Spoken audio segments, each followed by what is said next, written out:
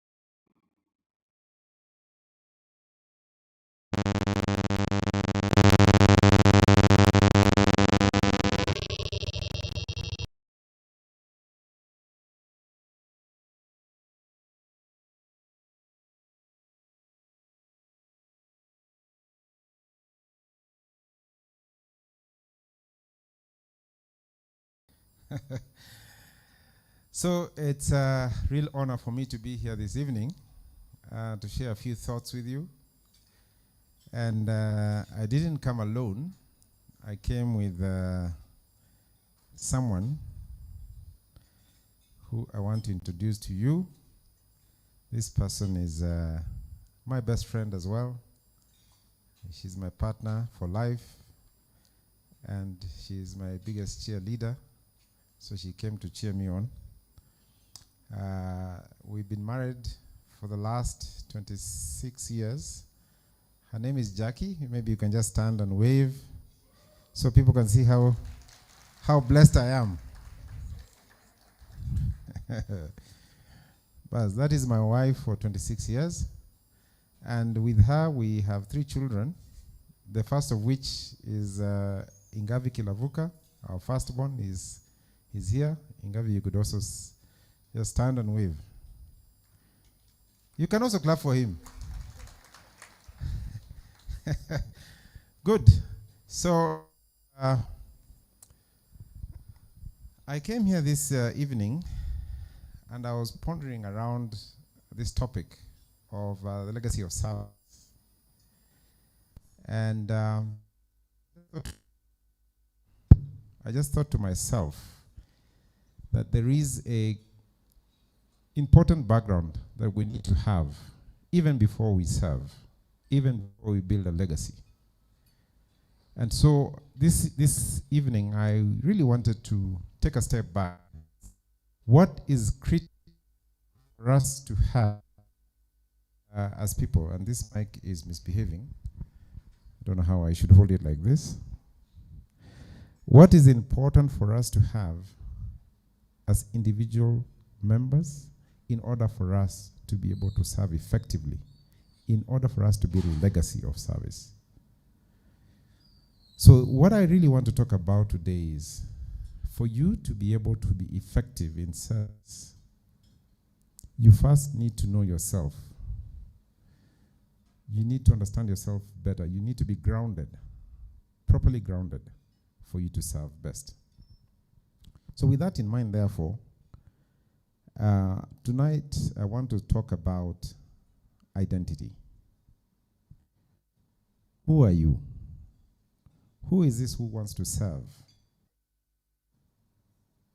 That's what I want to talk about. And I just want, for 1 minute, or even less, for you to turn to your neighbor.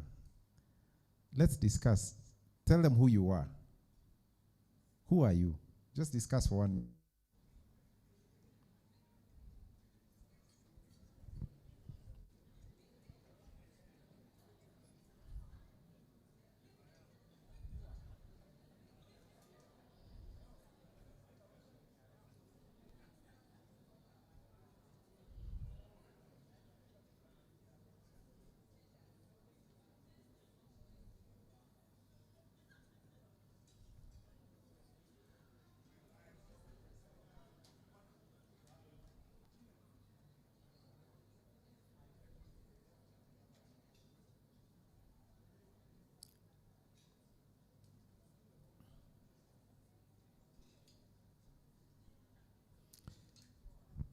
Is there a mic? Is there an extra mic?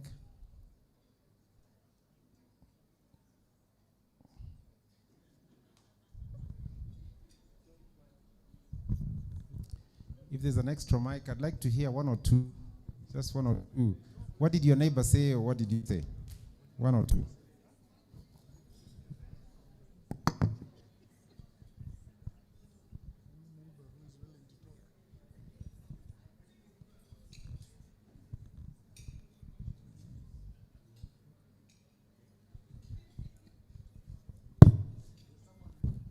Yeah, go ahead.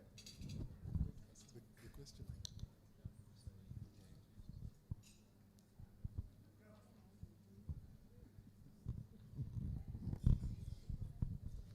I say mine or his? I say mine. Either. Okay. Doesn't matter. Go ahead. I am a man. I am a Christian. I am a father. I am a coach, a trainer.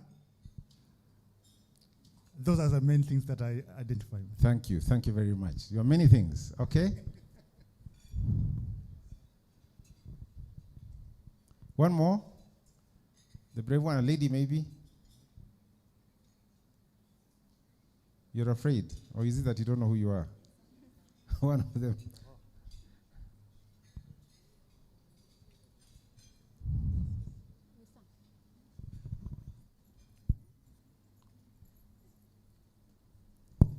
Okay, thank you for the opportunity to answer the question who I am.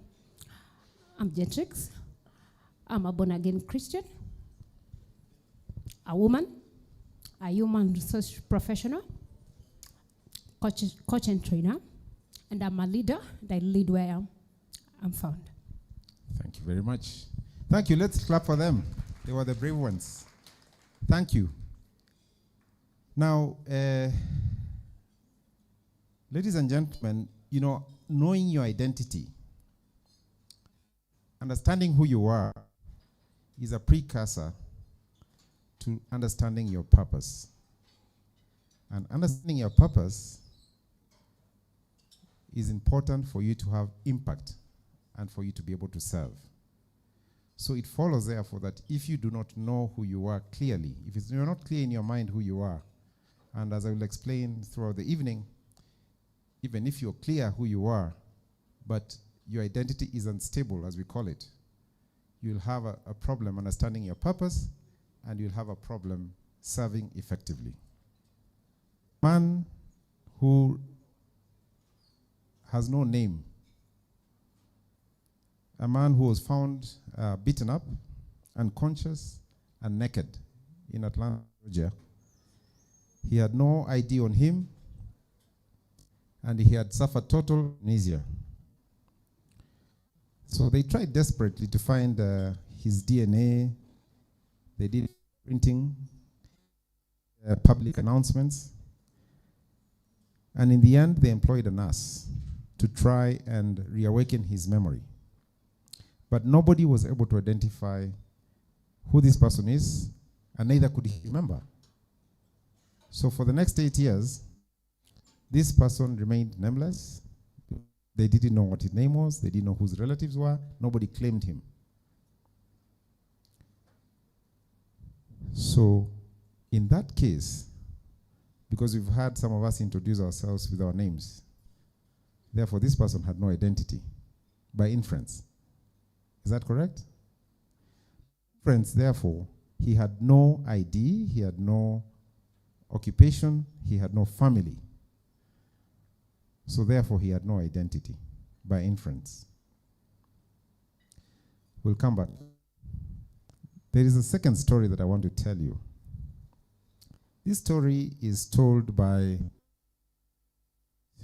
the late Henry Nouwen. Henry Nouwen was a Dutch Catholic priest and a university professor, also a renowned author and a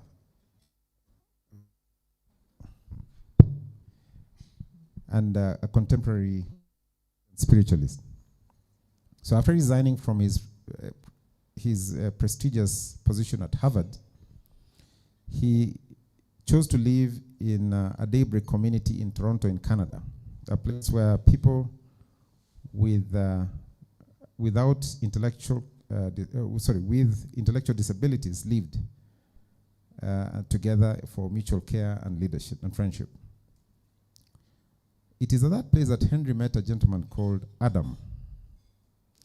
Adam was a man with severe disability.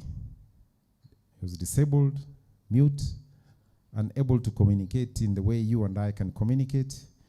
He completely 100% dependent on other people. In fact, it was at any point in his life, he needed at least 10 people for him to get by. So to feed him, to change him, to move him, anything, because he couldn't talk, he couldn't see, he couldn't walk, he couldn't move. Despite, or maybe perhaps because of his limitations, became a very central figure in Henry Nouwen's life. Though he could not speak, he could not reflect, he could not offer advice, he became one of Henry's greatest teachers. In time, Adam taught Henry what truly means. It means to be all. He couldn't say, thank you. He couldn't say, I love you. He couldn't offer a hug. But it is in Adam's silence presence that Henry discovered a profound truth that is more than words, more than actions. That there is more worth, and there's more mission in life that is not tied to intellectualism, to appearance, and to accomplishments. Your identity is you just being. Adam, without uttering a word, revealed the essence of unconditional love and the essence of spirituality and guidance.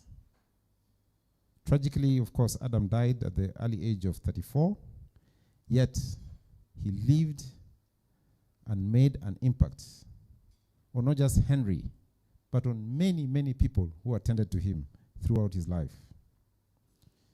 And through Adam, Henry came to understand that every person has a mission, regardless of how they look like, what they do, what their abilities are, or what their status is.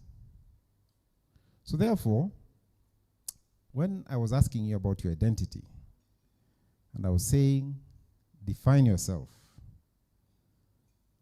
most of what I heard was, you told me what your name was. You told me what you do. Some of you even told me what you have, a degree or something or other. And I didn't hear, but some would say, what other people say about you. This is how we traditionally define ourselves. What we do, what we have, and what other people say about us. That's who we are. That's what we think we are. In fact, if you say you are a CEO of Kenya Airways, and that's your identity, what happens when you stop being a CEO of Kenya Airways?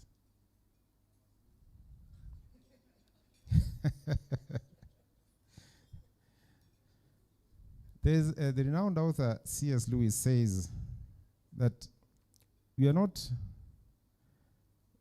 it's not that we are even really proud. For example, if we define ourselves as, say, millionaires, it's not that you are even proud of having money. It's not that we're showing off that we have money, but rather we are proud that we have money that the next person does not have. So we are proud that we are smarter than the next person. That's how we define ourselves. That's why for us, these items, things, are what defines us. So let me talk a little bit about these identities. Traditionally, there are three ways in which we try and define ourselves, because for the most part, it is society that forces you to define who you are. In the first instance, we as Africans, it's called a traditional source of identity. The culture dictates who you are, or at least attempts to identify who you are. So it pushes an identity on you. And for the most part, it is an identity that is covered in a culture of shame and honor. So it arises from roles and responsibilities that society expects of you. And your self-esteem will depend on how you fulfill that role. So these roles like father, you heard someone saying, I'm a father. Okay? You're an elder. And now we have moved it from being a chief in the olden days to being a CEO or a leader. So society is telling you your role is your identity. And you will fail or succeed based on how you perform your role. So you have to live up to society. So traditionally, as Africans, that is how we are defined. I was reading a book called Things Fall Apart. I think most of you know it, by Chinua Achebe. In one of the scenes, when Okonkwo is banished from his homeland, from his fatherland, and sent to his motherland. Do you remember that scene? Those of you who read Things Fall Apart? How many read Things Fall Apart? So I forgot these are Gen Zs. Okay. That is a book that actually you should read. I think you'll enjoy it. I read it to my children when they were young, and they were very young, and they enjoyed it. But anyway, in one of the scenes, Things Fall Apart, Okonkwo, who is the main character, is banished from his fatherland to his motherland because of a sin that he committed. He had actually killed one of his children, and the story, I will not go to the story. But because of what society expected of him, he is consumed with grief. And he moves around in his motherland with a lot of anger and grief. So his father-in-law tells him, so his uncle tells him this, and I'll just quote what his uncle said because I copied from that book. His uncle, he cleared his throat and he told him, "It's true that a child belongs to its father. But when the father beats his child, it seeks sympathy from its mother's heart. A man belongs to his fatherland when things are good and sweet. But when there is sorrow and bitterness, he finds refuge in his motherland. Your mother is there to protect you. She's buried there. And that is why we say that mother is supreme. Is it right that you, Okonkwo, should bring your mother a heavy face and refuse to be comforted? Be careful, or you may displease the dead. Your duty is to comfort your wife and children." Note, your duty is to comfort your wife and children and take them back to their fatherland after 7 years. So society is telling him what his duty is. But if you allow sorrow to weigh you down and kill you, they will all die in exile. So society is telling him, this is your identity, and you will fail or succeed depending on how you perform that particular role and responsibility. That is what society has expected of us. That is why, for us as Africans, we are very big on titles. We are very big on status. We are very big on how we show up in society. So that is one. But of course, there's the modernity of life. And today, society is becoming more individualistic. And I was just joking with my wife, but I was going to mention it today. You've heard of the my dress, my choice movement. That is modernity. In other words, you should be in charge of your own identity. Nobody should tell you, because you know best how you should show up. You know best who you are. Society cannot impose on you any sort of an identity because you know better. Okay? And I know the young generation will resonate with this one much more. So society, therefore, no society. So the modern society expects you, therefore, to set your own course. Only you know what is best for you. Now, the problem with that is, yes, you may know what is good for you, but sometimes, or many times, what you think is good for you, what your desires are for yourself, conflict with each other. Do you know that your desires. You have two desires, and they are conflicting. They are in conflict with each other. So therefore, which one of the two will you take? Let me give you an example. So you are desirous, and I have a simple example because you're having a meal. You're desirous of having a sweet cake. You'd like to have a sweet cake. You desire, that's your desire. At the same time, you desire to be healthy. Right there, there's conflict. You have two desires and they conflict one with another. So the problem with having an identity, it is always that it will possibly conflict with another. Another example is progressing in your career, especially if you're a mother. You want to progress in your career. So you want to extend hard. You want to work harder. You also want to get children. So you want to delay children because of your career. Both of them, you want to be a mother.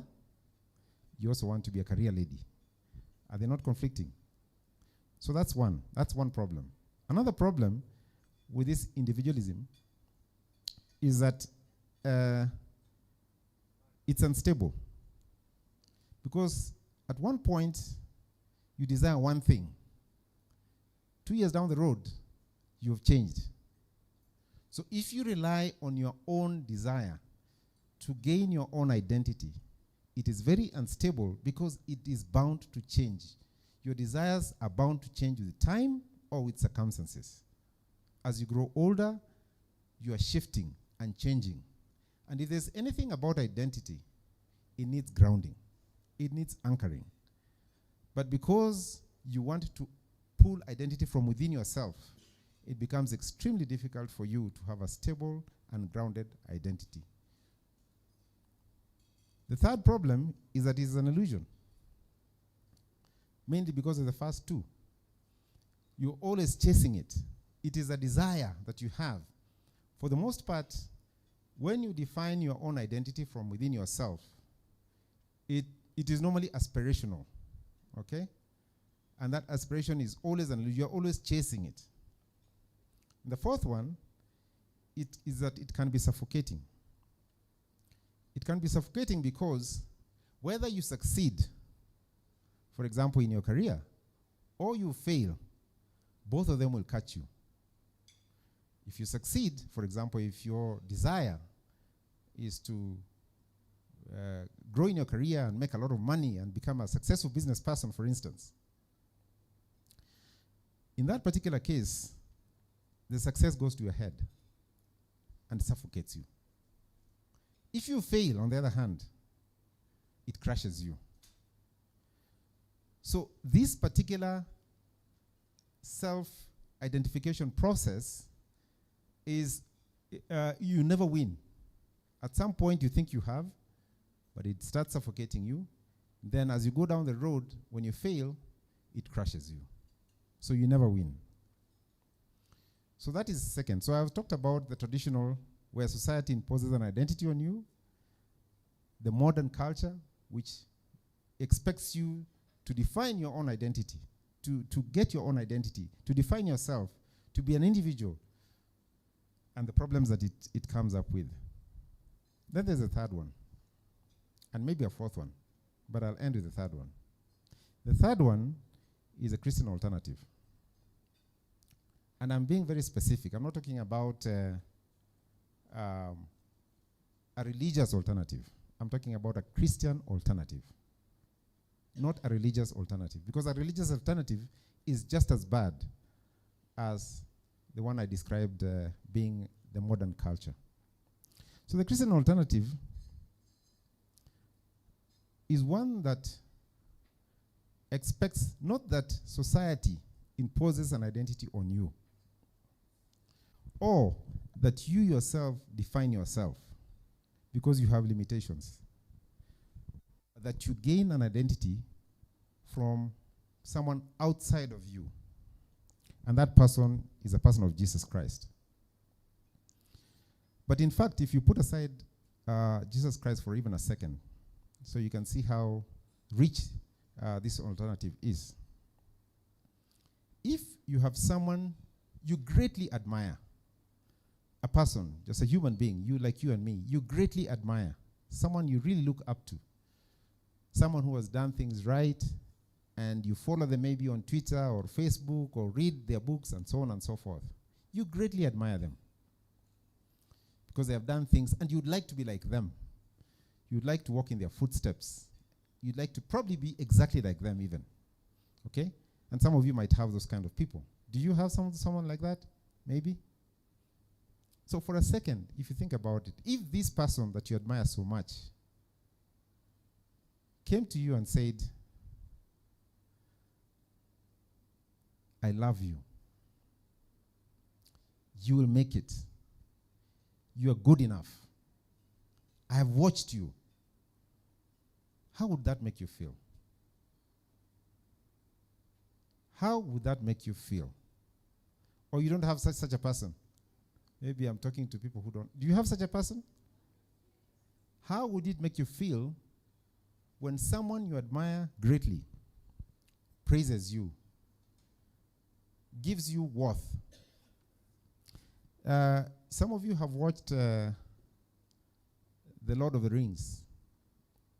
In one of the scenes, a famous quote is made. The praise of the praiseworthy is above all rewards.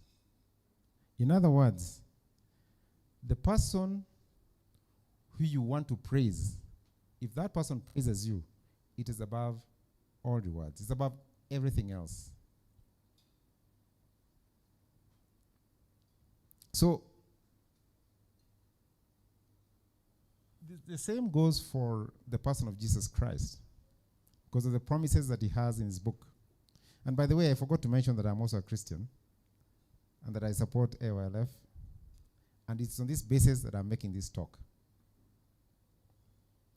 So in the book of John, chapter 10, verse 3, there, in fact, a big portion of the book of John, Jesus talks to his followers, and he talks to them about calling them out.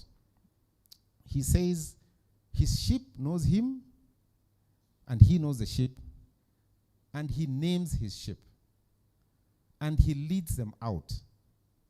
In other words, he gives identity to the people who acknowledge him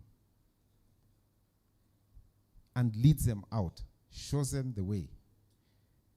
This is a Christian alternative. Jesus Christ calling you out, naming you, and leading you out. So in the book, the good book in the Bible, there are very specific items.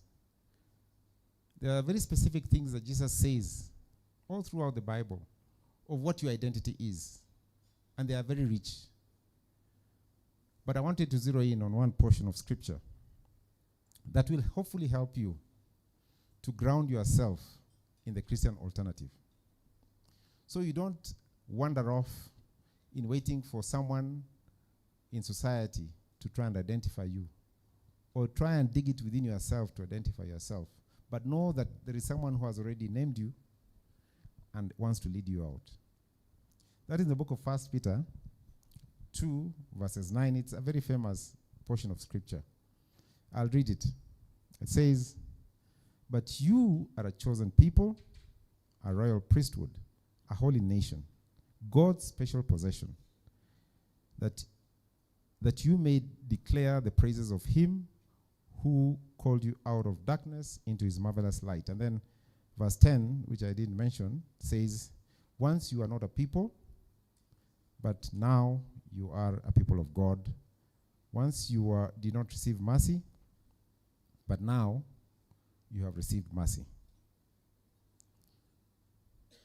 In this portion of Scripture, there are 4 items that Peter identifies, you and I, us. He says, you're a chosen people. Of course, he's talking about Israelites. You're a chosen people, number 1. Secondly, you are a royal priesthood, number 2. Thirdly, you're a holy nation, number 4. Then fifthly, you are God's special possession. This, ladies and gentlemen, is very rich. And let me talk about those 4 items briefly before I conclude. So God defines you as chosen people. Why? Because it is God who chooses you, not you choosing God. And when you are chosen by God, it talks about being special. And because God has chosen you, he's choosing you for a special work. So he has reached out to you, chosen you, and set you aside. I heard Gabriel talking about your theme for this year being Micah 6:8, I think he said, right? And I think they said there were 3 things talking about you should have, what did they say? Justice, and love mercy, and walk humbly before the Lord. Is that not correct? Is that not correct? Am I talking to the right crowd here? Is that not correct? 6:8, right? Micah 6:8. Am I correct?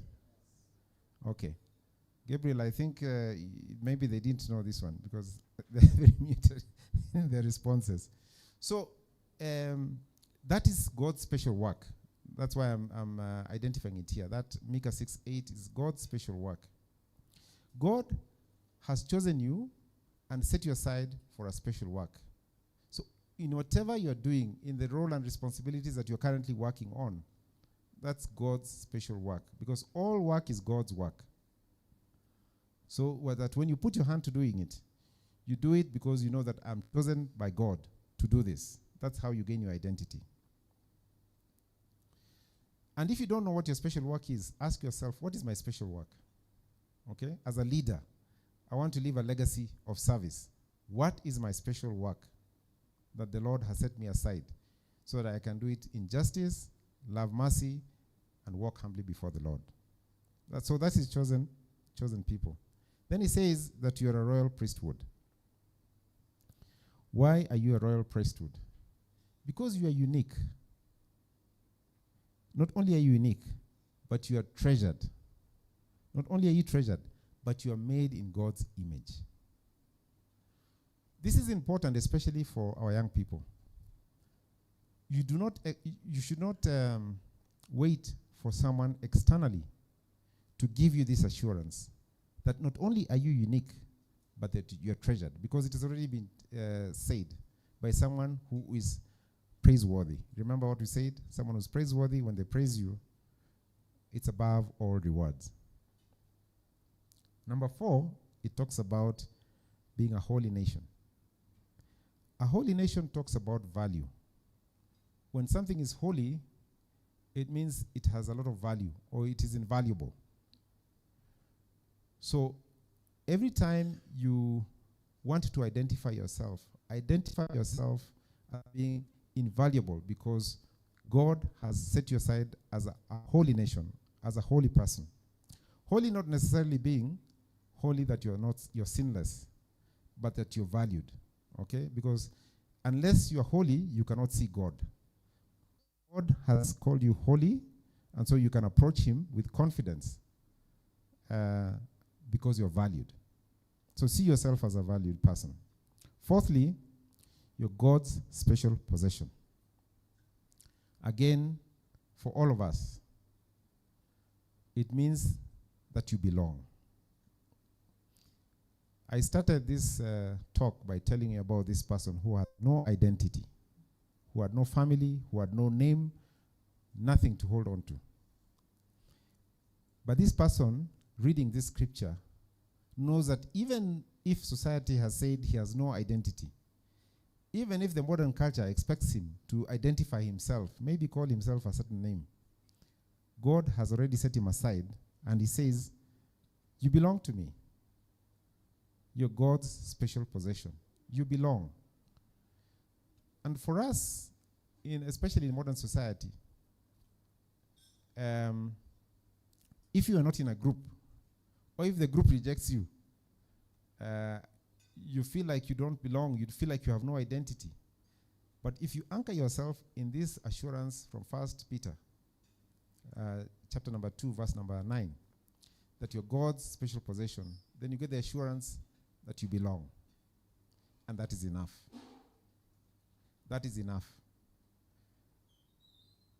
So you are chosen people, you are a royal priesthood, you're a holy nation, and you're God's special possession. Even in my own work as CEO of Kenya Airways, we have seen a spike in mental well-being of our people, especially among young people.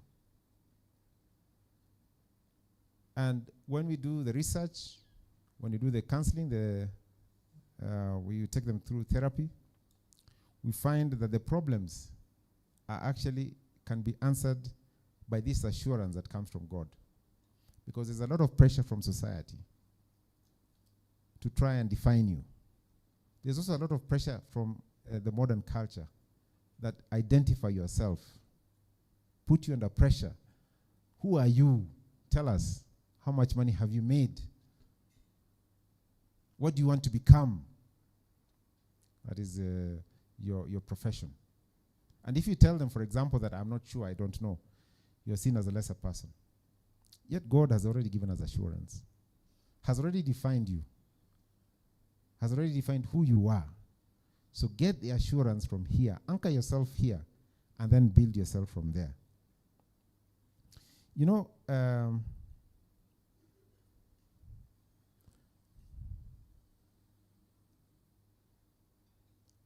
this assurance from God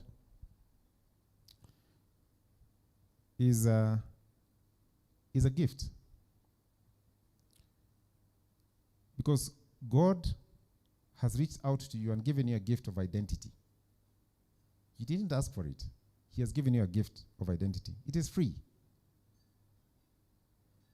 So what I'm suggesting to you this evening is take this free gift and you'll be free. So ladies and gentlemen, to me, the pressures that you are receiving from other sources are properly responded by Jesus Christ himself. Because as he says in the book of John, chapter number 10, verse number 3, he has named you, he knows you, and he will lead you out. Take the free gift of identity from the Christian alternative. Thank you very much, ladies and gentlemen.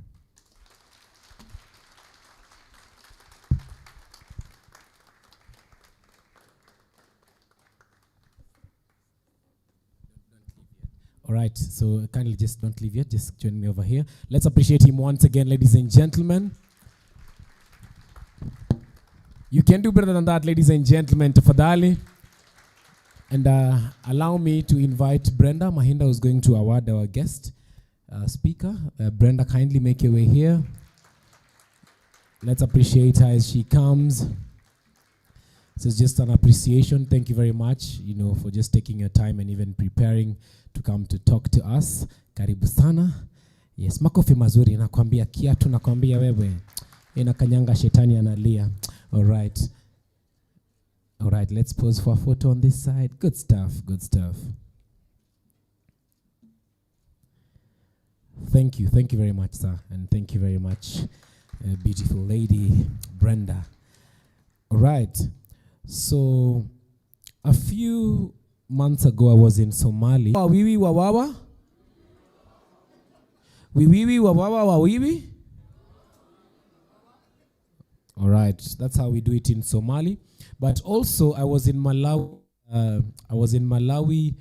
I think 2 months ago, and there's a way we appreciate someone. So I'd like us to appreciate our guest speaker. So when I say kilo, you clap like this: 1, 2, 3, 1, 2, 1. Can we try that so we can appreciate our guest speaker? Kilo, 1, 2, 3, 1, 2. Kilo. After the second time, you tell him, "You are awesome." Can you try that? All right, kilo. Kilo. Good stuff. At least now you've traveled the world. And at this juncture, allow me to invite Angeline, the vocalist, just to come and give us one special number as we transition to the next part. Let's appreciate her as she comes. Wow. She always graces our events, you know. Yes, gentleman. Sawa, sawa. In the Roman Empire, they used to, do that. So, karibu sana. Good evening, everyone. My name is Angeline Mahugu. Most people know me as Angie. And I'll be sharing with you a song. And the piece reminds us that legacy is not only built in victories, but sometimes it's formed even through difficulties and challenges. And you get to discover that in every hill and in every valley, there is purpose, there is growth, and also a chance to lift others up. So I hope you enjoy as I present Hills and Valleys. Yeah.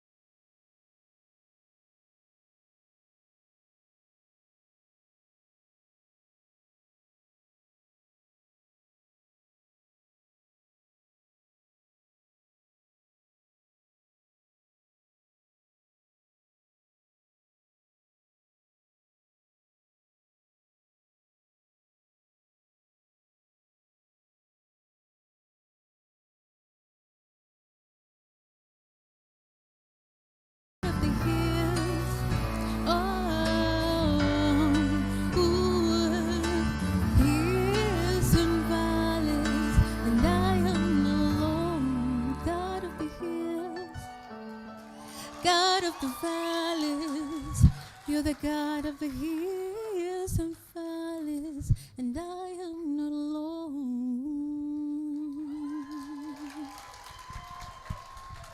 Wow, a round of applause, ladies and gentlemen. Wow. You can do better than that. Let's appreciate her. All right, in 3, 2, 1. Kilo.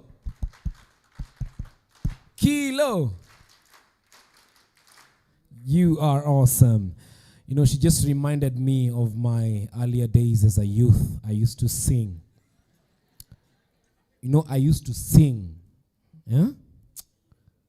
Wow. But you see the way she's hitting the notes. I used to hit some coins because some of you will not get that. All right, so right about now, ladies and gentlemen, we want to transition to a segment of recognitions and awards. And this time round, you know, it's amazing just to see different groups being celebrated. So kindly let me just have the awards on stage as we transition to the part where we'll be reading out the different categories and the people who've won these awards. All right, so are we set? Let me just talk to my director. Are we good? Are we good? All right, so ready when you're ready.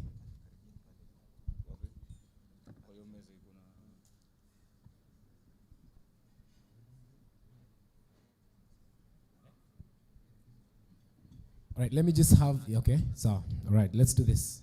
Good. Okay, it's okay.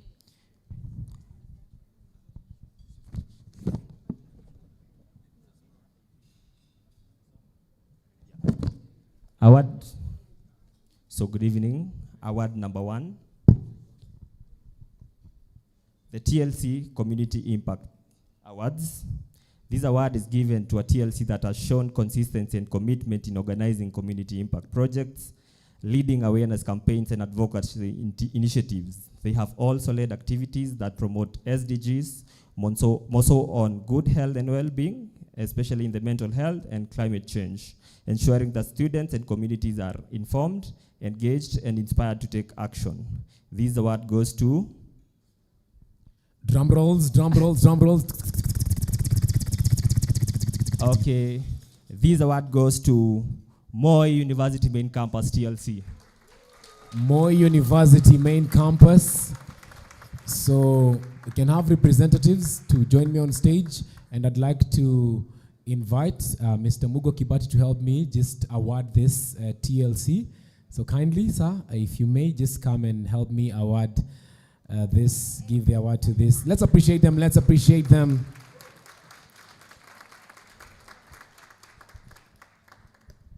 Wow.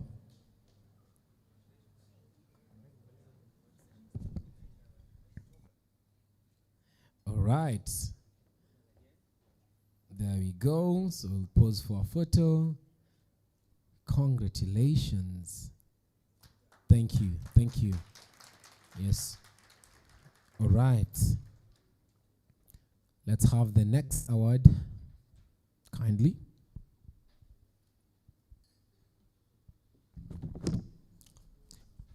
Award number 2, DOS of the Year. This award is given to the Dean of Students who has played a very significant role in the execution of our programs this year. He has supported a team of student leaders to our annual leadership gathering in May. He has also led a delegation to the Uganda National Prayer Breakfast and annual leadership gathering.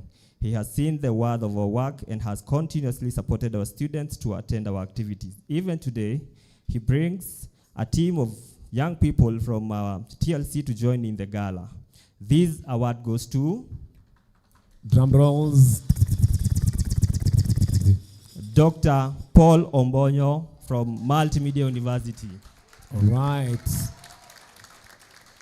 So let me ask our chief guest to just join me over here, Mr. Alan, to come and award the Dean of Students. All right, good stuff. Thank you very much. Thank you very much, the Dean, for... Hey. All right. Thank you very much, and congratulations. All right. Congrats, Tari. Thank you very much. Let's transition to the next award, kindly. Award number 3, the TLC of the Year Awards. This award is given to a TLC that has shown exceptional dedication to leadership development and TLC members' engagement. This TLC has for the last 3 years consistently taken the lead in organizing leadership summits, public participation both within the TLC and in the wider students' populace. They have also taken a leading role in They have also taken a leading role in bi-weekly HLD engagements at Kameno Secondary School in Thika.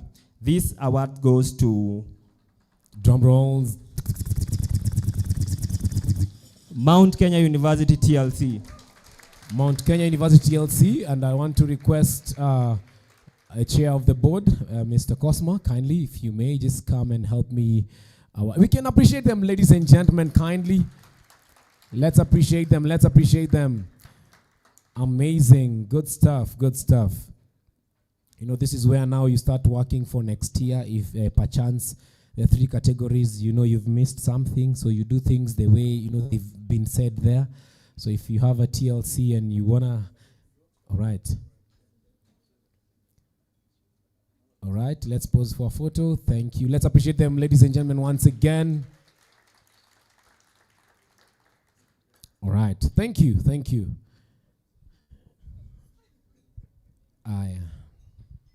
Much appreciated. Yeah, that's the good thing about looking the part. You might just win an award. Interestingly, everyone who's come on stage, you know, they've looked the part. You know, perchance we called out your university. Are you looking the part? All right. But thank you very much, Jim, for that. Right about now, we want to transition to the next part. I told you we have a packed program full of great things. But before I do that, the other time I was in Vietnam. And I was in Vietnam, yeah. They make, you know, Air Force, how many of us wear Air Force Ones? Air Force, do you know where those shoes are made from? Not the Air Force is for Kamkunji. Those are made in China. So Vietnam, they are very industrious. And I learned something in Vietnam. So may I teach you? Do you want to learn something I learned in Vietnam? Close your eyes, ladies and gentlemen. Close your eyes. You are safe. You are safe. We have a lot of light. Close your eyes. So, in Vietnam, when people close their eyes, they actually see darkness.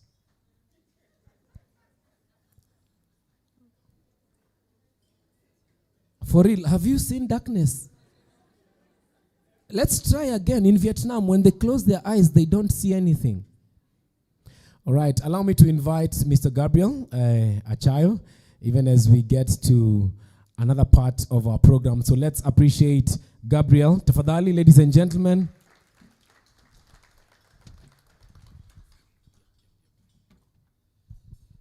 Well, thank you, guys. Thank you. Let's appreciate all those guys who've been acknowledged.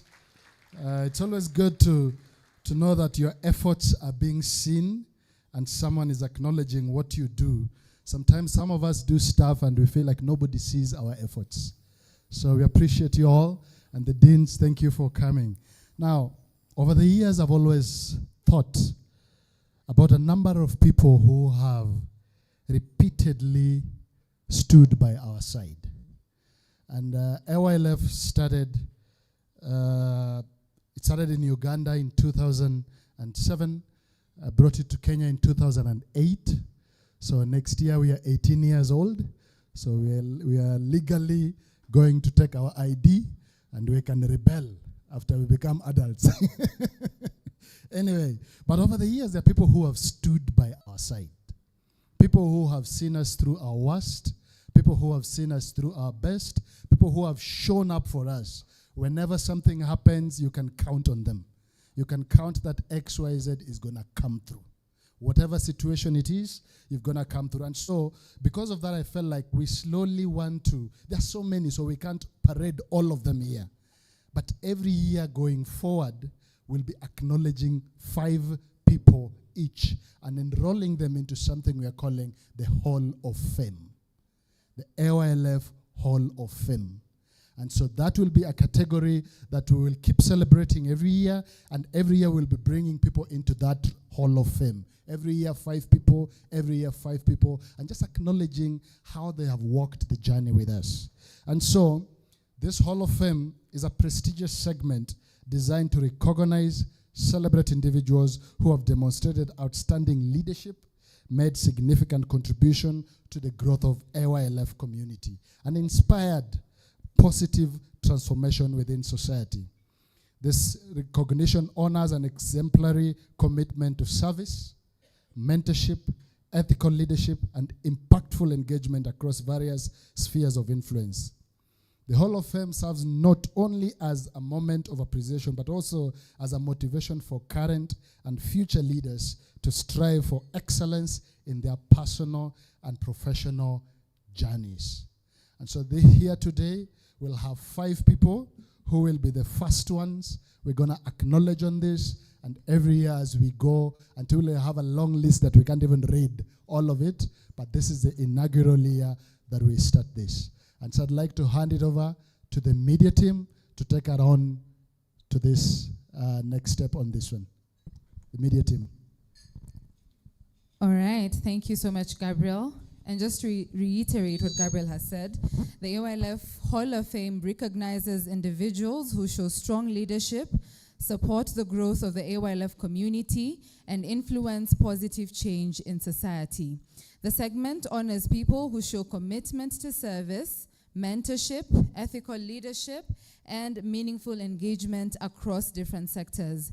The recognition motivates current and future leaders to pursue excellence in their personal and professional lives.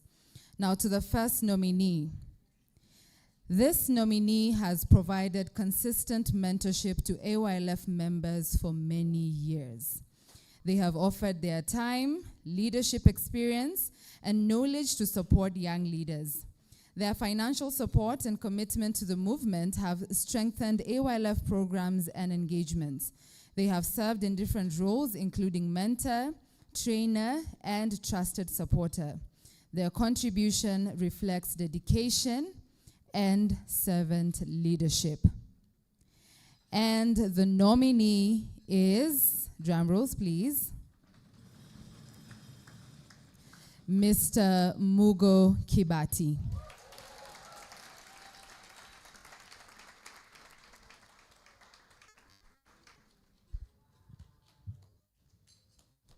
More rounds of applause as he gets his award.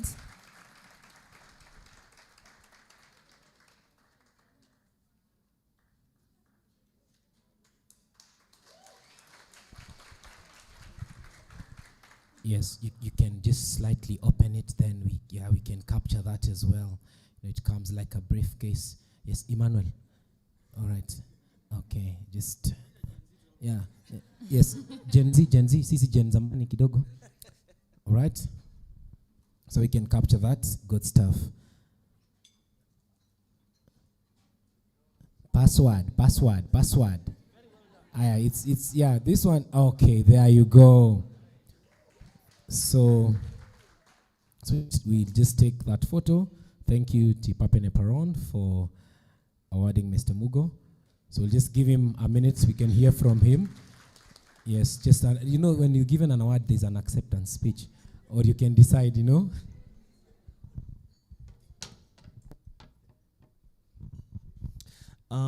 Good evening, all. I wasn't quite prepared for a speech, but first of all, to our keynote speaker, thank you for that inspiring presentation. I know that even though I'm getting this from AYLF, it will not consume my identity. There's a higher power who has told me he loves me. However, the good thing about this, unlike any role, this is permanent. So actually, it will form and has been part of my identity, Bwana Kilavuka, because it is not this plaque that really is what this is all about. It's all those years that we've walked, and I've been very proud to work with AYLF all those years, 18 years, ever since, in fact, sorry Gabriel, but since I was given the microphone, this young man, and I know to you people who are in college, he's not very young anymore, walked into my office many years ago in overalls as a university student, engineering student in Nairobi, and he was trying to be an engineer. And he came to East African Cables, where I was CEO, and interned as an engineer. And he graduated as an engineer, much like I did. And by the way, well done, Moi University. But he decided engineering was not his identity. He decided that he had a higher purpose in life, and therefore he, Gabriel, and the team around him, there are many people here, Mochama over there, many people here who have watched grow over the years from young men into leaders of society. And you inspire me. And I appreciate this very much. This, of all the honors I've received, including from the highest people globally and in this country, this I cherish. This has a special place for me.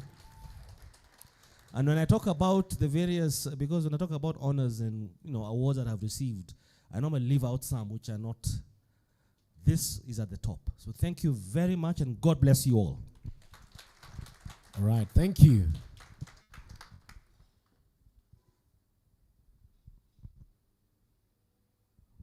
Chebizi. I'm right here. Okay, and to the second nominee. This nominee joined AYLF with strong interest in mentorship and training. They have supported members with professionalism and commitment. Their engagement with AYLF deepened after taking on a key assignment that involved learning about the movement structure and goals. Their understanding of AYLF helped refine conversations and strengthen program development. Their consistency and willingness to support members stands out. And the nominee is, drum rolls please, Winnie Kamau. A round of applause.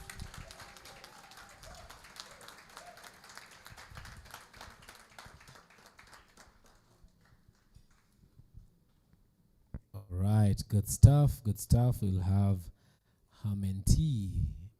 Yes, she's her mentee who has the honors of awarding her mentor. Once again, a round of applause, ladies and gentlemen. Thank you, Noel KK, for that. All right, you can be good. Don't leave yet. You have to say something. Yes, yes, yes, yes. Good evening, everyone. It's lovely to be here. One of the things that I've learned from AYLF, and Gabriel is smiling at me because he knows he cornered me on this one, is that these young people give us a lot of energy. Sometimes you're like, okay, I wasn't prepared for that, but yeah, okay, I'm going to do that. And Gabriel, what you're doing is amazing. These young people are just amazing. And may the Lord bless you.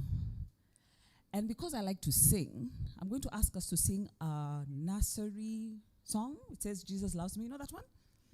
Jesus loves me, this I know, for the Bible tells me so. Little ones to him belong. They are weak, but he is strong. Yes, Jesus loves me. Yes, Jesus loves me. Yes, Jesus loves me. The Bible tells me so. Thank you very much.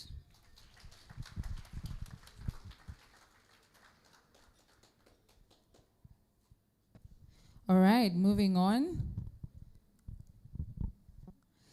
This nominee has supported AYLF for many years. They have hosted AYLF members in their official spaces and offered opportunities for engagement. Their role in opening doors to important leadership spaces, including Parliament, has strengthened AYLF's visibility and partnerships. Their support continues to create valuable learning experience for members. And the nominee is, drum rolls please, Honorable John Kagushia, Member of Parliament, Mukureni constituency. In absentia, this award will be received by Dr. Susan Kagushia.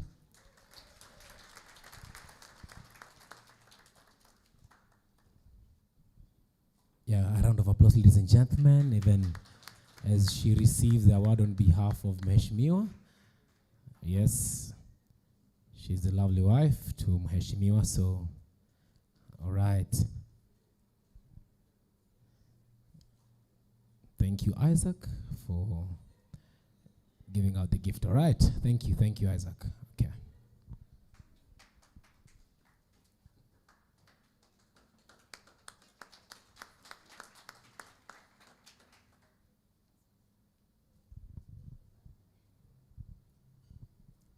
Good evening, ladies and gentlemen. You know, when you're sent with a speech. But again, I was told, prepare the speech. It's a great honor standing before you this evening. My name is Susan Kagushia, the spouse and best friend, or rather I assume, to Honorable John Kagushia, Member of Parliament for Mukureni constituency, Nyeri County. I am really honored to stand before you this evening to receive this award on behalf of Honorable John Kagushia. And I will take a few minutes to read the speech. But before I do that, and because I am at the university, I was really holding my breath for Jomo Kenyatta University, where I am a senior lecturer. But maybe next year, JKUAT will, yes, we'll be there.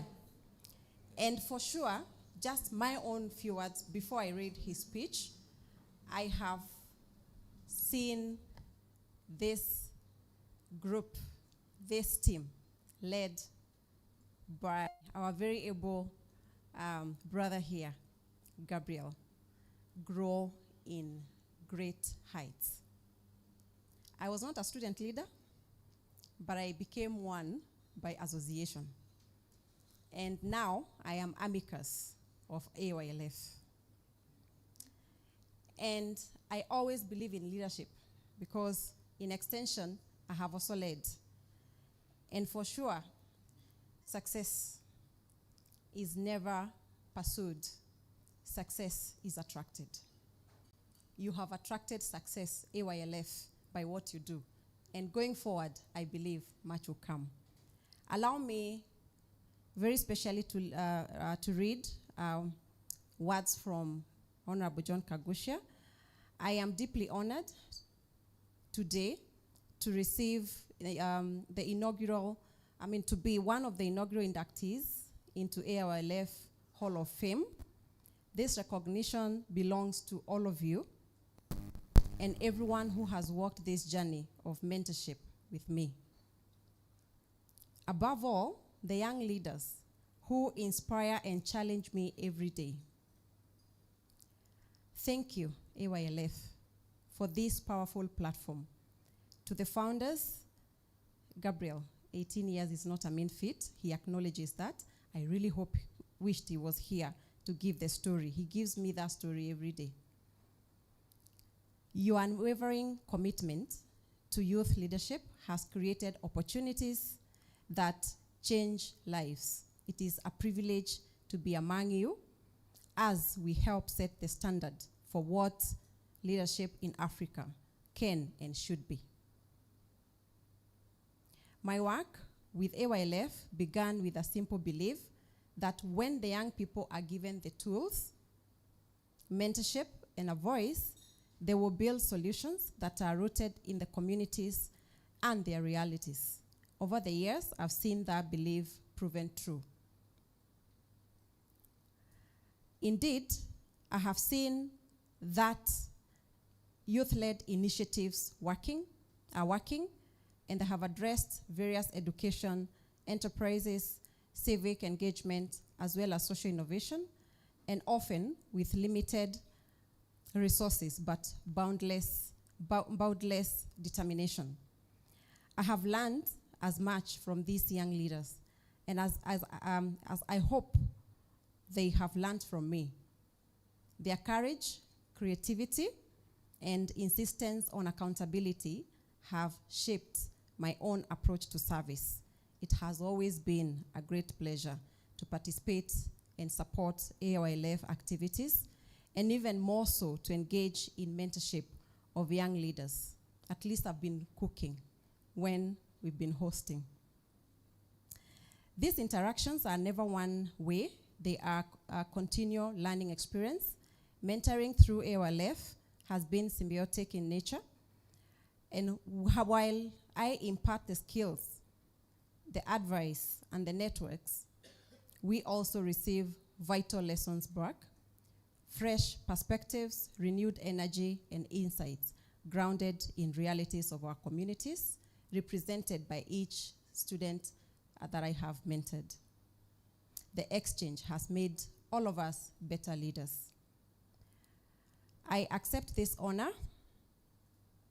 and I do so as a renewed pledge to listen more and to create more spaces for youth leadership, and to use this platform to multiply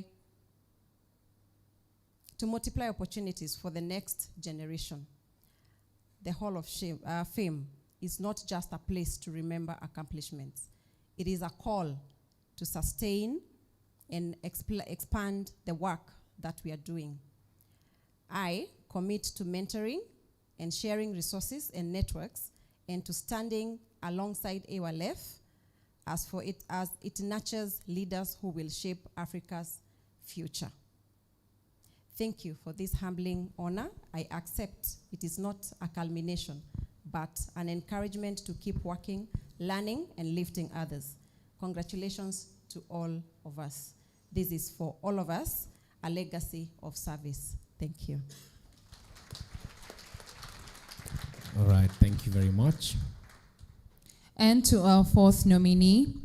This nominee joined AYLF as a student and later became one of the earliest volunteers. They supported event coordination, communication, and planning at a time when AYLF had limited resources. Their belief in the vision played an important role in the growth of early programs. They continue to mentor and support AYLF even while living outside the country.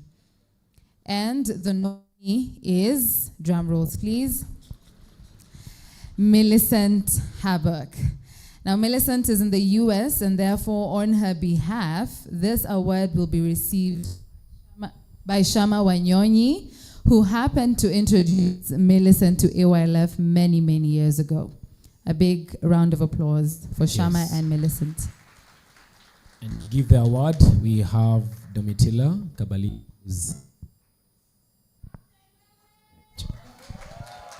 All right. Good stuff, good stuff. Yes. Sema jambo tu hata kama hayuko, utasema ulimleta aje huko.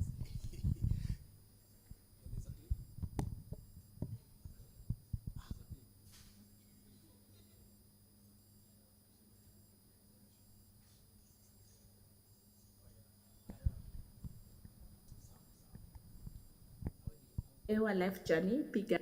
Hello, my name is Millie Hobak, and my AWA life journey began in 2013. A friend who was a student leader at that time invited me to basically be a seat filler at a University Student Leaders Forum at KU. And while it was an amazing event, I got to sit next to Shama Wanyonyi, who invited me to Brackenhurst. I thought Brackenhurst was in Europe, but I found out it was in Limuru. But at that time, I was already hooked up. I got to meet amazing people, and every Tuesday we will spend time together outside UN and just chat about what was happening in our lives, but remembering the Jesus principles that guided our day-to-day lives. What of the values of AYLF that has guided me the most? I think in my personal life, it has to be friendship. Through AYLF, I truly learned what it meant to be a friend, and it's basically being present throughout someone's seasons. Some seasons could mean I don't want to talk to you right now, and some seasons could mean let's go jump off the mountain. I believe that people will trust you more when you're a person of integrity. You become more dependable. I take that at my workplace, with everybody I meet, with my in-laws, with all those people. You have to be the person who you say you are, and you have to do what you promise to do.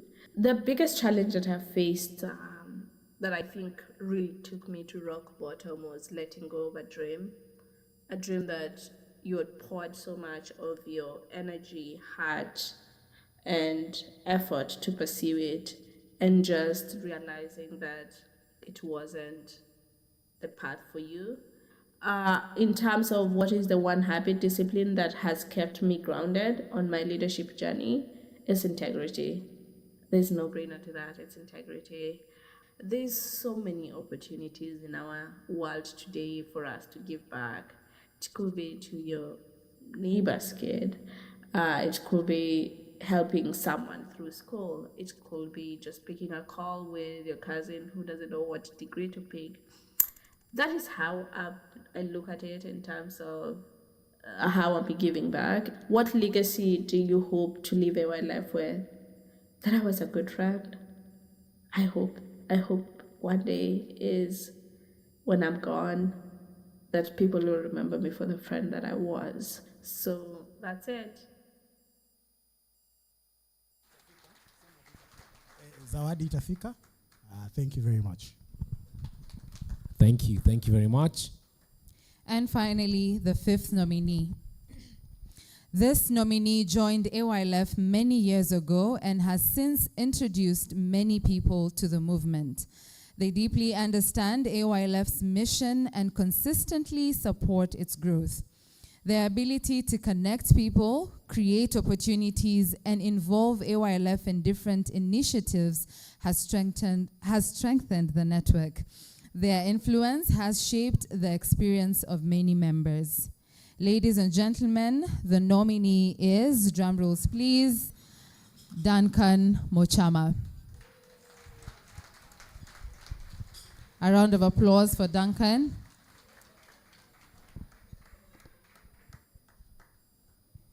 Tumsindikishe tu hadi afike kwa hiyo.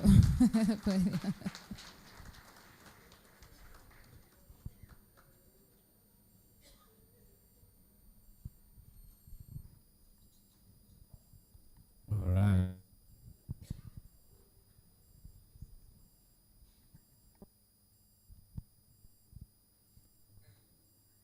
Gabriel. Thank you. Thank you to the committee, the panel, and everyone who was involved. I'm truly humbled and ashamed, actually, to receive this award, because there are many people who could have been here.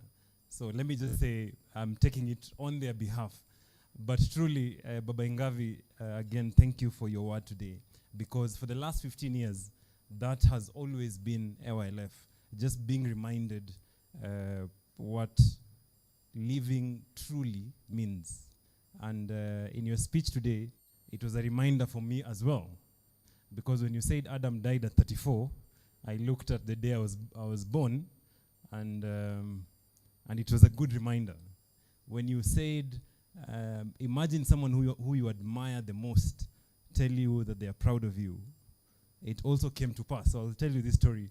A few weeks ago, the man that I actually admire and has really changed our lives here at AYLF was introducing me to his friend. And he said those words. Yeah, and that is my fellow, now I can say it, Hall of Famer in AYLF, Mr. Mugo Kibati. So when he said that 15 years later, that was really, really good. So thank you. So this, as the rest of the nominees have said, it really is a renewed commitment to give more to AYLF And with that, I really accept the award for that. Thank you so much. And thank you, AYLF, for all this. Thank you so much, Duncan. Let's just give one final round of applause to all the 5 Hall of Fame nominees. Like we said, the Hall of Fame segment honors individuals who strengthen the AYLF mission through service and leadership. Their contributions inspire emerging leaders to uphold integrity, purpose, and responsibility in all areas of their work, nurturing a new breed of leaders. This is the AYLF Annual Gala 2025. Thank you so much. Thank you. Thank you. Let's appreciate. Thank you, guys. And this is the beginning, and we'll keep doing. And thank you. Thank you, all of you, for just being who you've been to AYLF. Now, this evening also, we want to do something special. And this is to a special category of people. These are people who have been part of the Secretariat team. Some of them for over 6 years. Some of them have gone beyond, above and beyond, to do whatever it is within their power to make sure that the vision, the Secretariat, the vision of AYLF functions. And some of them have, I can't even describe, but they have been very instrumental to the work that we do every day. Every day you go to the office and you find the office is full. People are busy doing what they need to do to keep the wheels turning. Now, a time comes that some of them have to leave. And this evening, I'll celebrate and honor the 4 of them who have to leave, who have given tirelessly their energy and effort to AYLF, but a time has come for them to transition. And I'd like to invite the 4 of them over here, and they know themselves. And as they transition, our hearts are bleeding. We'll be missing them. We know they are not too far away from us, and some of them have committed that they'll continue to support. They'll continue to make themselves available even as they transition. So please, the 4 of you, and that is, some of them are looking at each other. They're wondering who should come first. Let me start with the one who might hesitate to come quickly, Peterson Machango. I know he might hesitate. Let's appreciate them. Peterson Machango, Beryl, Clevers, and Philip Kimeo. These guys have interacted with you. These guys have called you for meetings. These guys have gone above and beyond to make sure that you guys are well attended to in AYLF. Beryl has been doing our communication. All those designs, all those wonderful things that you've been seeing, Beryl designs those things. And all our communication, she's been doing it. Kimeo has been in charge of our operations, making sure that back end things are moving and all the procurement, all the logistics that gets done are done. Clevers was doing our alumni and making sure that all the alumni groups are running and following up with the alumni, and also giving support to the gender programs, because we have the men's initiative and the ladies initiative, also giving support to that. And then Machango, most of you know Machango, the SLDP crew, you know Machango a lot. Machango has given a lot of his energy, a lot of his effort to just make sure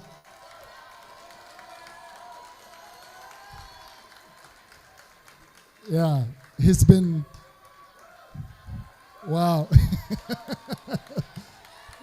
Thank you, thank you, thank you, thank you. So he's been very helpful to whatever it is. He came in and the first key role I think he played was to serve as the chair of the SLDP committee. And when he sat in that committee, he came back to me and said, Gabriel, I want to make sure this program becomes better. And over the years, we'll be celebrating the 11th cohort of SLDP. And Machango has sat down to design that program to make sure that that program is what it is today. And we appreciate you. And we appreciate all of these guys. I'd like to invite Chairman to just come over. And we have some gifts for these friends of ours who have served, and as we bid them farewell, it's not like we don't want to see them again. We will see them, we miss them, we still want to talk to them, we still want to engage them, but this is just a transition phase. I don't know if you want to say something, sir. So I'll give the chairman microphone. Yes, just to again appreciate this dedicated team that has been serving you actually in your different campuses. And we just want to say on behalf of all AYLF, on behalf of the board, thank you very much. I don't know if, is Karen still here? We've got a board member. Yeah, Karen, just stand up. Karen Karen actually is also another board member and actually even heads our HR subcommittee. So on behalf of Karen and the other board members who are not here, thank you very much. What you have been doing has been deeply appreciated. It has had impact, and it has been noticed and appreciated. And really what you've done is actually plant a seed, because when you actually invest in shaping hearts and minds, you're actually shaping people who will then shape generations. So what you're doing, the impact, is not just seen in buildings or in programs, it is actually seen in people's, in their mindsets, in their values, and in the way they continue to live. So thank you very much, and may God continue to prosper you in whatever you do, and we pray that, that your best years are ahead of you and not behind you. Let's give them a round of applause. And I'll just present some gifts here, which all of you will receive. Let's appreciate. Thank you very much. Thank you. Thank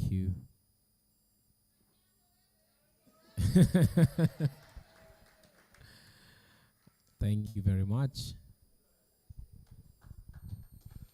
Thank you. Let's appreciate them one more time. They've been an amazing team members. By the time comes that transition happens, I appreciate for their effort. Now, I'd like to request all the guys who received the Hall of Fame. I've been told they need to take a group photo. So all the guys who received the Hall of Famers, that's going to be fun to talk about AYLF Hall of Famers. Please. You can come with the gifts. I think they want the guys want their gifts to be shared for memory. We need to, how does Mochama say it? Let's hold this moment in. Mochama, how do you say that? There's a way you say it. So let's hold this moment in memory, whatever. There's a way Mochama says it. Yeah. So if you can all just come over here. Dr. Susan, if you can just, yeah. And then the photo guys will do the necessary. Where's the other one? The one from, yeah, just hold it there.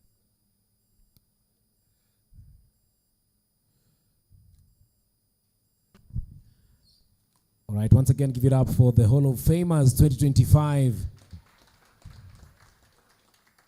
Good stuff. So once again, allow me to invite back on stage amazing vocalist, Angeline the vocalist, to give us one number, then we'll transition. So kindly, my team will give you the boxes. We'll just ensure we pack it for you. So kindly, Emmanuel, help me with just ensuring that gifts for the guests are packed so that at least they can get home safe and sound. Once again, let's appreciate the vocalists. They're amazing. You can do better than that, ladies and gentlemen. All right.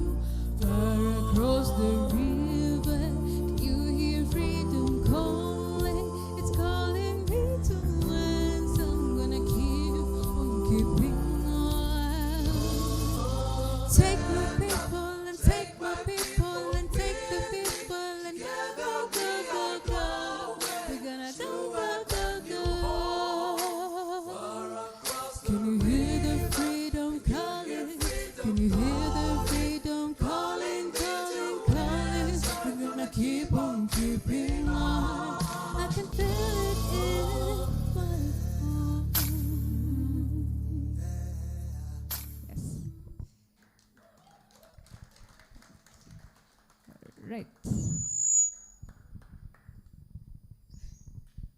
Okay, all right. Let me just say something small before our MC is back. And I would love to take this chance to really, really thank the AYLF family and most importantly,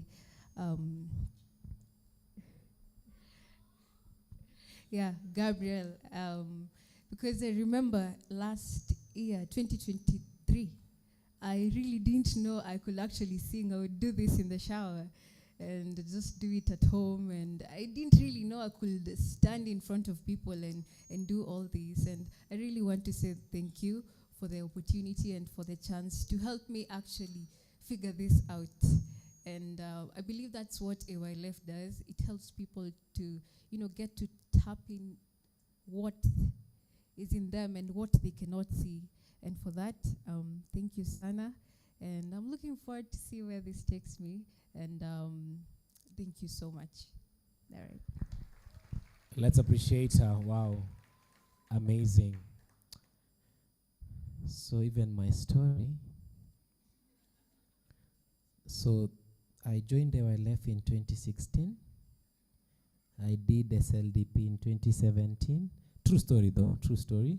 So in 2017, I was nominated for an award. Yes, nataka hizo lights zile kabisa. Good. Wow, look at that. Feels like an award. So ladies and gentlemen. So in 2017, I was nominated for an award. It was Groove Awards, one of the biggest awards in Kenya. And let me tell you, AYLF campaigned. All this, like we used to call them small groups. People voted. Yeah? Long story short, I won the award. All eyes on the screen, not me. Ladies and gentlemen, let's do this.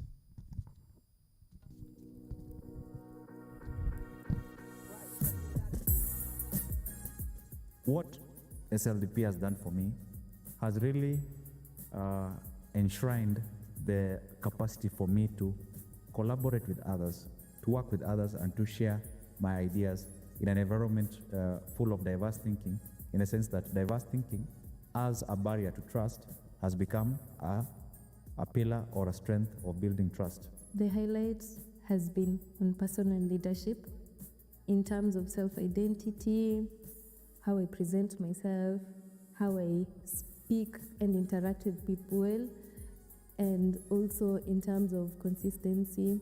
I believed SLDP has been a key and a crucial part of my life this year, because it has really helped me to understand how to make connections that matter, and that is to make meaningful connections. And in this process, I was able to try and think how other people who see me as their leader, how I can also be able to involve them in my space so that we can be able to reason together. Before joining SLDP, I felt like taking responsibilities is so much for a person who is on a younger age. But since joining SLDP and taking, like, for example, the CIP, taking it on your own, has really made me that taking a responsibility is not all about your age or your time. It's about how committed you are with it and how intentional you are with the responsibility that you have been given. Through the experiences that we have gone through, it has shaped my perspective in terms of leadership.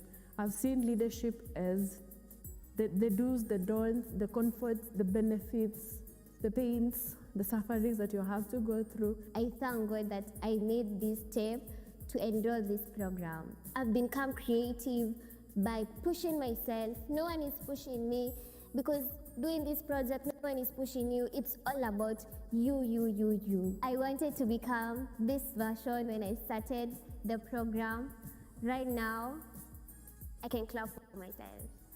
First of all, it has taught me discipline in aspects of time management. For example, the sessions we had, which were the online sessions on Saturdays, you had to be in the meeting by 7 a.m. on a Saturday, which is a weekend.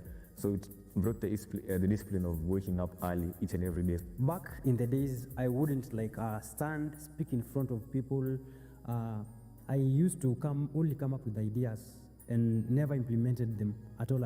I felt like my opinions were supposed to be of myself, basically, and I used to miss out on a lot. Opportunities came and went, but with the SLDP, I got exposure, I met new people, learned a lot of things, And currently, in my journey towards being a transformational leader. I might have felt like so much pressured or like being forced to get out of my comfort zone, and that has like made me grow and made me like be resilient and consistent with myself, and to be comfortable being uncomfortable in other times and other situations. It's been like a great journey, a journey of recovery, na pia like working on myself.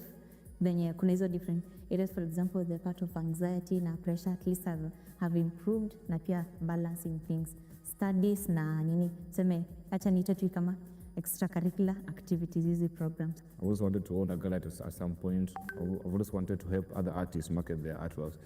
SLP has been a key, let's say like a key catalyst towards pushing Zoe aesthetics to where it has been. And I can even say that if it's not for SLDP, even right now, I would have not have started doing it. I feel I've been transformed personally in terms of my personal growth. If we talk in terms of soft skills, communication, resilience, I feel like when I was joining SLDP and now I'm communicating effectively on time. I know how to appreciate and get feedback from anyone without feeling as if it's a threat or anything, and also how to communicate what I feel and how I feel. I don't even know how to express the gratitude that I have at heart, because personally I started SLDP not knowing what I'm getting myself into, and honestly I think that's the greatest thing you would ever do, because when you're not aware of things, now you get to experience it in a deeper level. There's a difference I have experienced since the beginning. Like, I joined in as someone that couldn't speak, couldn't express their feelings, couldn't share what they have in mind. And looking right now, I see there's a really big change. With SLDP has been transformative. I'm not the same person whom I was before I began. One key aspect is that I've been able to improve on my soft skills. That entails the aspect of good public speaking, the ability to be able to express myself. The best thing that I can say I have gotten from SLDP would be my mentors. Both of them have been instrumental in changing how I think and how I implement things into my life. I had an opportunity to meet with the CEO of Sugar Bowl, as well as Sugar and Lime, that is Madam Betty. And I was taught a lot of insights in regards to entrepreneurship, because, you know, as a leader, you should be able to be diverse. And I really want to take this chance to thank my mentor. Her name is Madam Christine. She's really played a major role. She came at the right time when I needed someone to hold my hand, especially in this time when you're done with school and you're wondering, where do I start from? And you really need someone to hold to. She has really held my hand all through. My community impact project is what has really stood out for me for the whole process. I wanted to bring young people on board to be engaged in agriculture. And the whole process has been a learning one, from when we were mobilizing the young people to come on board, trying to find a demo plot, also looking for the resources to even just have it all figured out. I did a project of smart spending for smarter youth earning, on how youth should control their budgets and become intentional on how they spend daily. I did something in agriculture, that's poultry keeping, with the grade 5 children in Kimoni Primary School. The teachers talked to parents, and some agreed to provide some hens to run the project.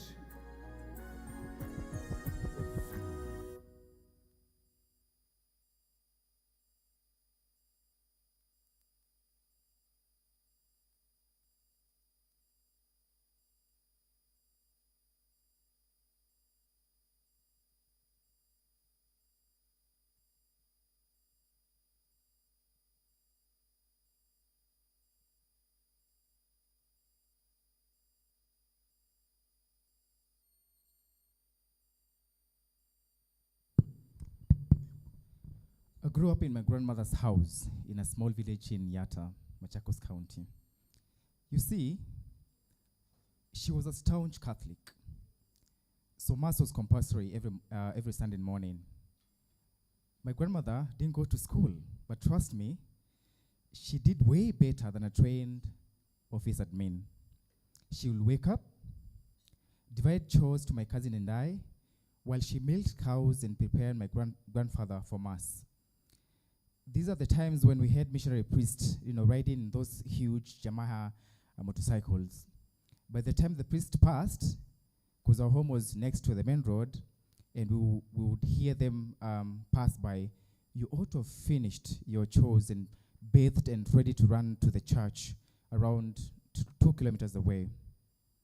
My duties were to sweep the compound, tend to the kitchen, chicken, and goats, and water the kitchen garden.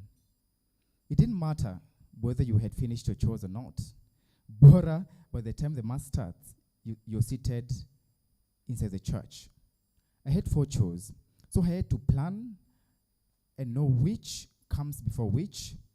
Sometimes each assignment would take me hours. So I had to prepare some materials overnight or the night before. Yes, sometimes I would laze around and miss a chore, run to Mass, but later expect a thorough beating.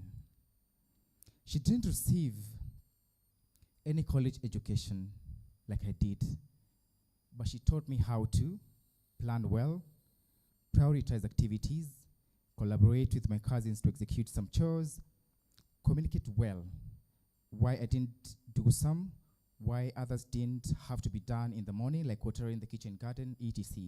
Stay consistent, take ownership of the repercussions that came with missing some chores, and then learn how to be accountable. And in the course of implementing SLB Code 11, this memory kept on coming back and back, and I found it so refreshing to see the fellows experience the same. You see, SLP has 4 main pillars: mentorship, policy action area, community impact project, and personal leadership development. These 4 elements have been incorporated in the program curriculum to ensure that we produce leaders who can learn from experts and tap into the power of coaching and mentorship, collaborate within themselves, work in teams, implement what they've learned into action, and execute a community project. In Lema's language, the process is learning the foundations of leadership, leading yourself, leading teams, and leading communities. Today, ladies and gentlemen, 28 out of 36 fellows graduate today, having acted the idea of setting priorities right, planning properly, strategically making connections, and building meaningful relationships, allowing themselves to unlearn, learn, relearn true attributes of true leader. This year, the mentorship pillar has been a special aspect of the program. Each of these fellows have been paired with 2 mentors, a senior mentor and a peer mentor, to walk a journey with them. These mentors have opened their hearts for the fellows to learn from their journeys, mistakes, and stories of victory. They have opened the doors to them. They have gone to meetings with them. They've gone to events with them. They've created time and spared the resources to meet with them every 2 weeks. This is pure love, and we're so grateful for that. Over 90% of these fellows highlighted that personal leadership development pillar stood out for them, with them learning important values like consistency, teamwork, and above all, resilience. This program is super intensive, and sometimes the fellows might find it like torture to them. And it is intentionally made to be such intense so that we can make them learn how to be resilient. You see, I recently saw a post somewhere, and some Some of them were saying that SLP will wake you up in the middle of the night and make you think about your life and the choices you make, because you have deadlines to satisfy, a report to send in, an activity to execute, a mentor to meet up with, and of course, sessions to attend to. This program is intentionally intensive because grit is what we want our fellows to learn, to stay resilient, to learn to stay on and keep pushing, because challenges will come bigger than a mountain. And giving up is never in our curriculum. Ladies and gentlemen, these fellows came together and developed 3 petitions and sent to the clerk of the National Assembly under the policy actionary element. They've understood how the government works, what it takes to engage better in leadership and governance, and how to influence key decision-making processes in a professional way. A businessman, Clement Stone, once said, "Everyone who achieves success in a great venture solves a problem as they came to it.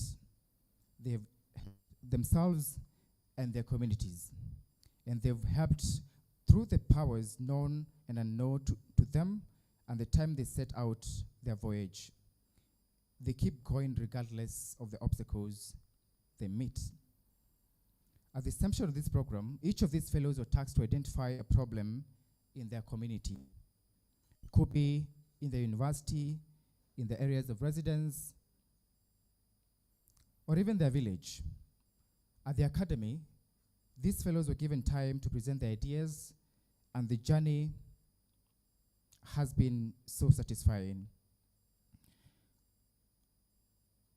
I was specifically impressed by the story of Esther, who taught and engaged women and youth in a local village in Molo County.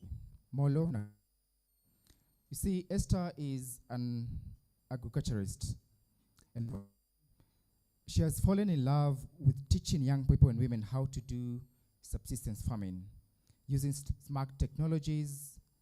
Her journey is a true testament that young people, given the right platform, the right mentors, the right path, and access to information, they could solve the world's biggest problems. Lastly, SLDP equips fellows with skills they need to execute a project, right from problem identification, concept development, proposal development, and resource mobilization, as well as partnerships and collaboration, digital campaigns, storytelling, and the use of social media to advocate for change. With all this, I believe that like Gong, who loves mentoring young boys in aviation, Neparon, who uses beadwork business to mentor young girls and women into basic business, or like Tok Tok, who has been recycling paper to beautiful aesthetic centerpieces, or Obura, who uses art to bring people together, Ivayo, who seeks to tell stories through film, and Choge, who brings young men together for football in Kapsoy, or even Ruth, who has created a space for girls to fight GBV. Indeed, Kenya is in good hands. So, ladies and gentlemen, allow me to invite the cohort 11 SAB fellows to transition into change makers.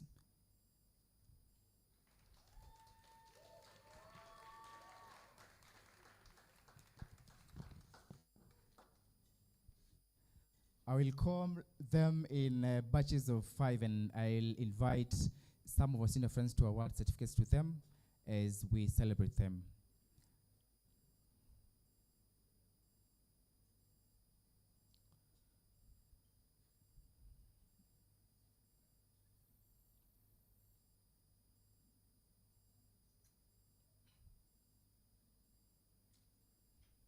Allow me to invite Jimmy Gore to award the first 5 starting with Brian Kiprono Laigong. A round of applause to Brian Jamani. You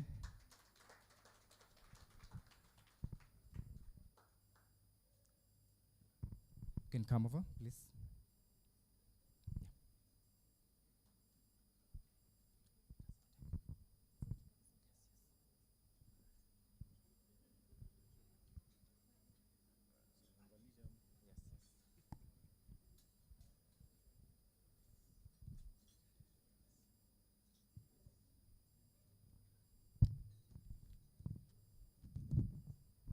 Miraya Esther Adhiambo.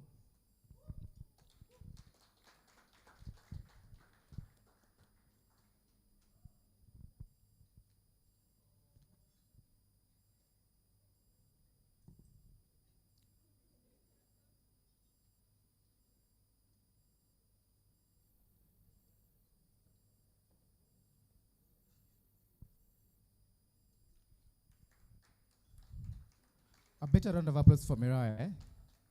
Brenda Wanjiru Mahinda.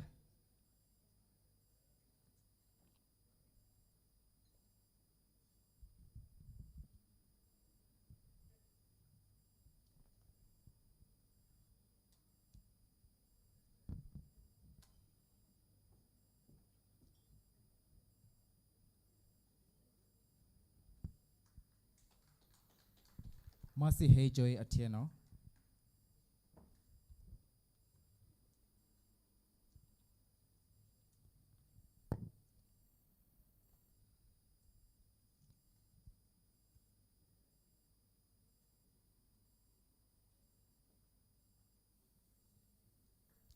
Diana Chimut.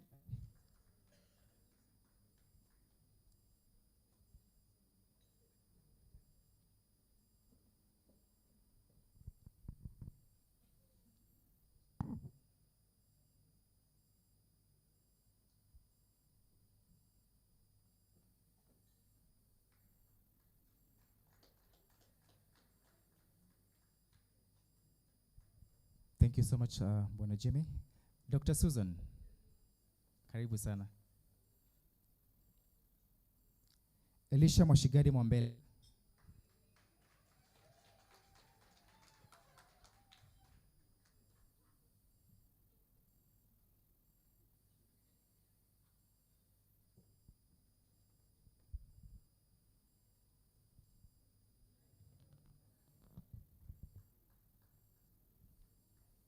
Domitila Kabalika.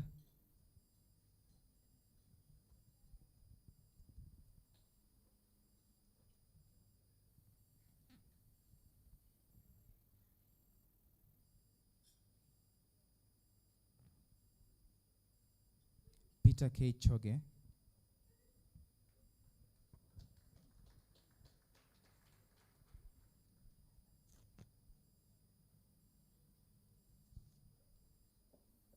Then lastly, Jacob Kamau Meano.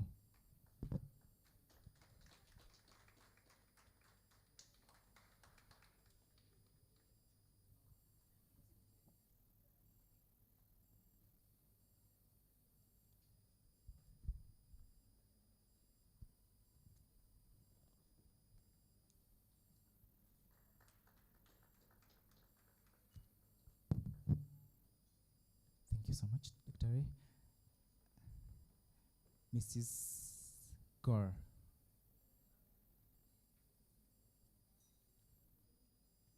Karibu sana. Augustine Omondi wa Mayo.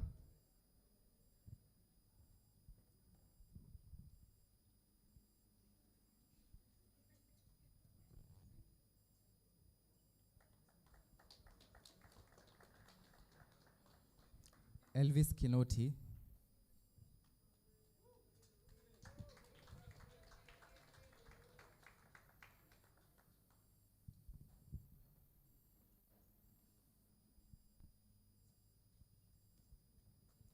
Brittany Musanga Litali.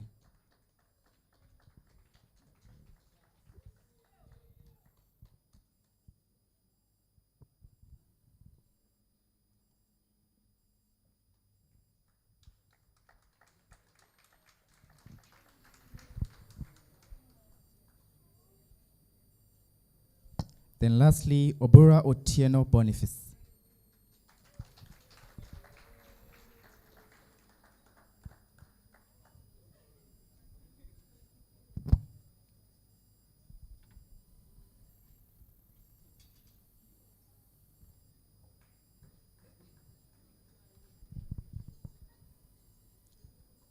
Mr. Mugo Kibaki, karibu sana.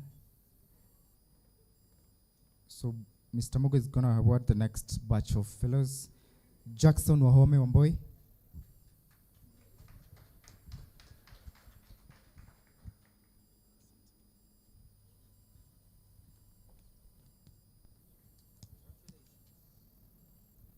Lucy Kerubo.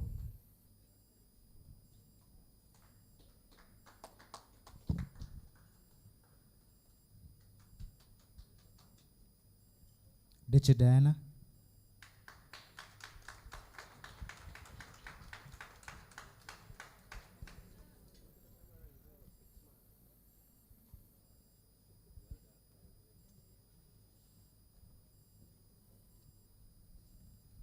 Ali Twalib Gitau.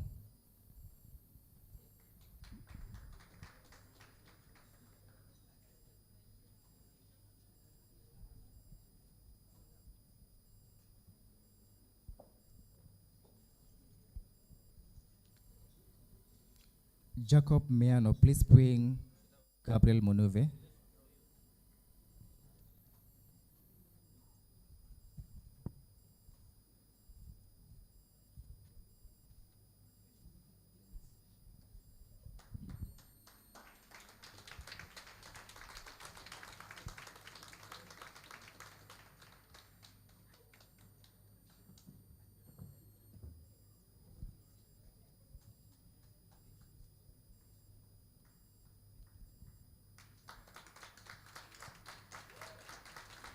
Ruth Cherop. Ruth.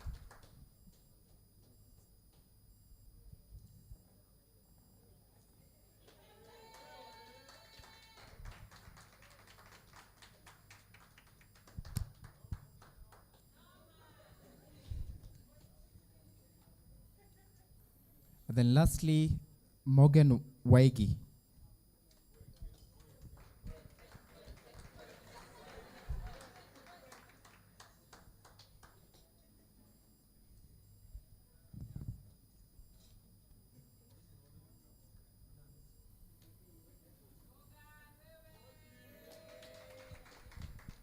Daktari, please come help us award the next batch of fellows. Josephine Mwende Juguna.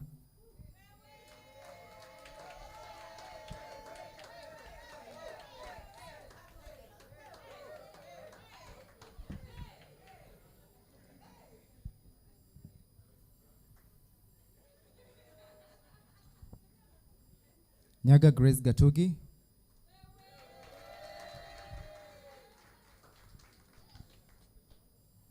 Richard Ogola.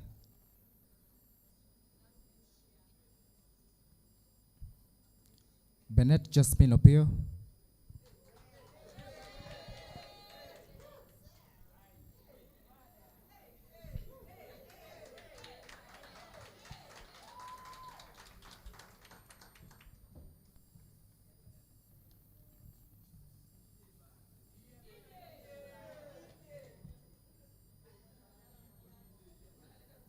Vivian Neparon Tipape.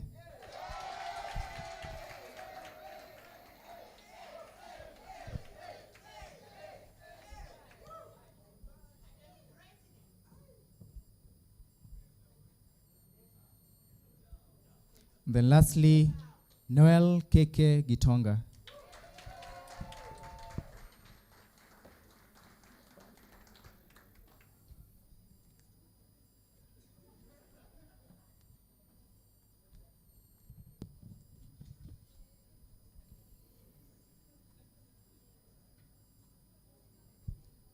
Allow me to welcome Stella Andenyi to award the last batch of our fellows.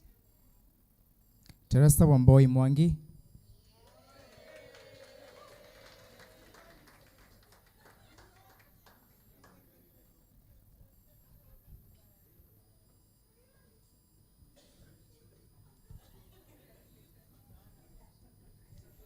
Isaac Kinyanjui.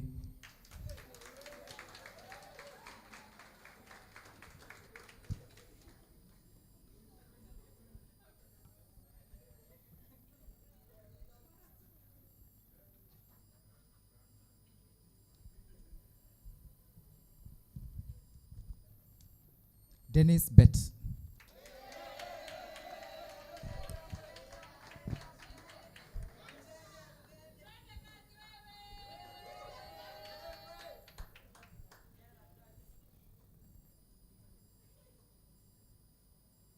And then lastly, we have Ronnie Evayo.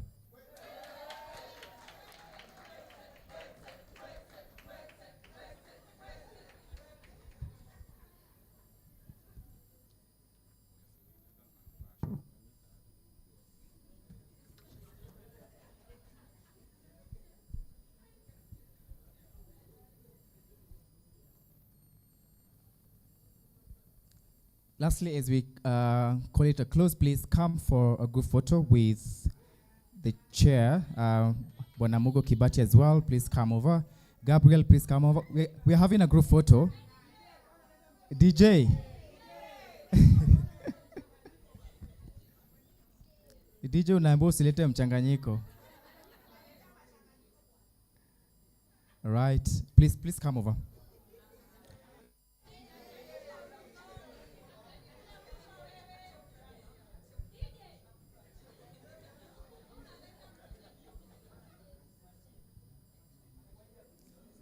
Na mtakuja kustrike siku moja.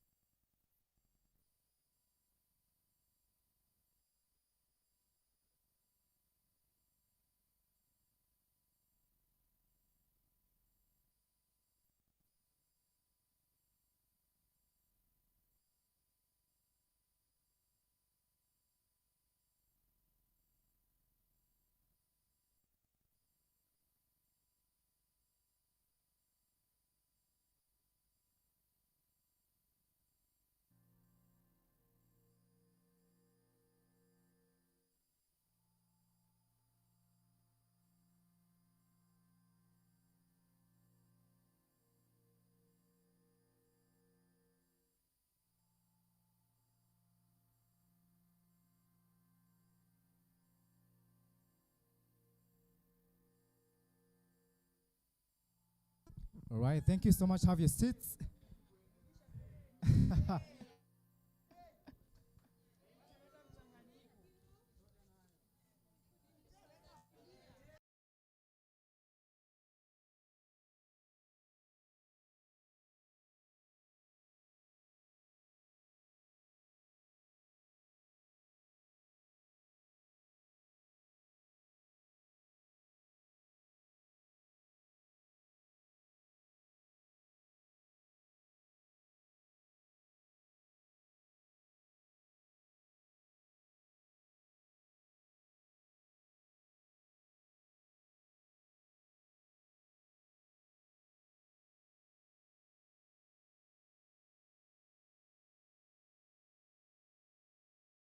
Thank you so much. Please have your seats. So this has been a very beautiful journey, right from March to now, celebrating all your journeys. It's been really beautiful, having you guys around. And before I step down, I want to thank a few people who've been very instrumental in making this journey possible. We had 2 volunteers, and actually one of them was part of the previous cohort. I want you guys to clap for these 2 guys, Philip Kamau and Ray Gadoni.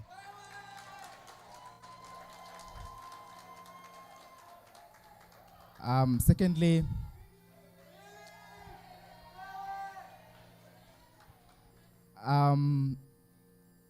the Kenyatta Trust. Thank you so much for supporting fellows.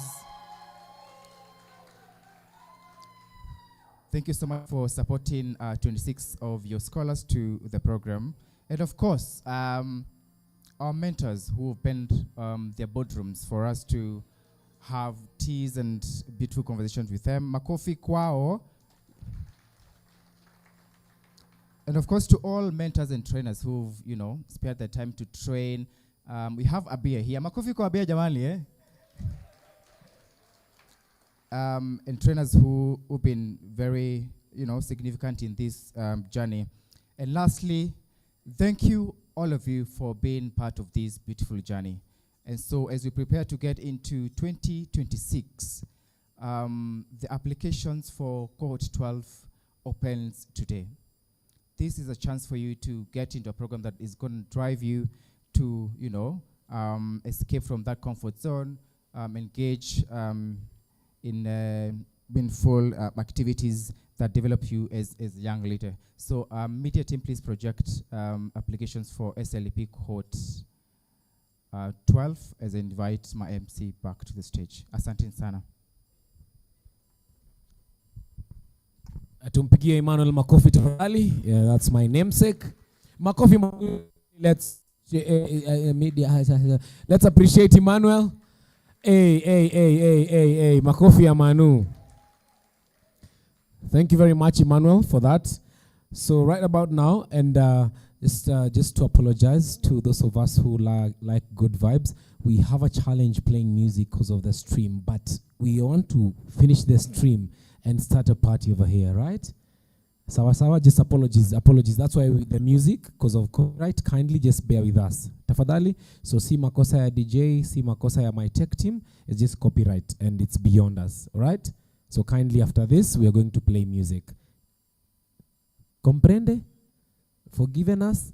Kindly. All right. So right about now, I want us to, so AYLF has been doing something, and it's like we have 3 more days, Shama, right? Yes. So in front of you, we have a paper. Let me see if you have a QR code paper there. We've been doing the Tuesday giving.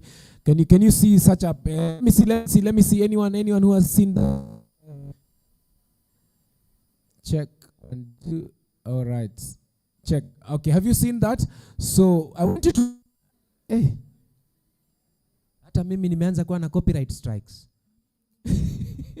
So I want you to scan that QR code. So this is a chance for us to, give back in different ways. So kindly, if you can scan, just scan. We have free Wi-Fi. Wi-Fi is there, courtesy of Safari Park, which is really, really nice. And even as we do this, I'd like to remind us that we are transitioning to cutting of the cake. Then after that, we'll finish the official part. Then we'll have now the end of the stream. Then we can now play music and dance together. All right. So kindly, have you scanned the QR code? So we want you to, in one or another, just stand with us as AYLF. So, and it's not coercion. It's just deep down from your heart and how you feel it. So kindly ensure that once you scan, you can commit, to just give back to this great cause that most of us have benefited from. I know sometimes you've transitioned from, maybe now you are an alumni and you're better placed, or maybe you're still a student, but also you can stand in the gap in one or another. So all our partners, stakeholders, kindly, this is just a charge for us to, partner and give. We have this drive which is going on we have 3 more days to go. So kindly, if you may, you can just plug into that, all right? So kindly, Hapo sawa? Hapo sawa? All right, thank you very much. So at this juncture, allow me to invite Beryl. Yes, allow me to invite Beryl just to join me over here even as we transition to cutting of the cake. Yes. Tupigie Beryl makofi akija. All right. So even as we do this, yeah, karibu sana dada, at least check 1 2.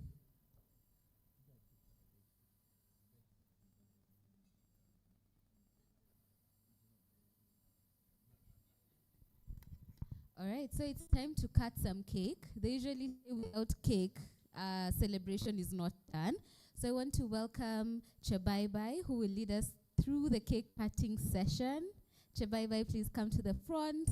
And I'd like to welcome our guys at the back to bring the wonderful cake. It's already here. Chebaibai.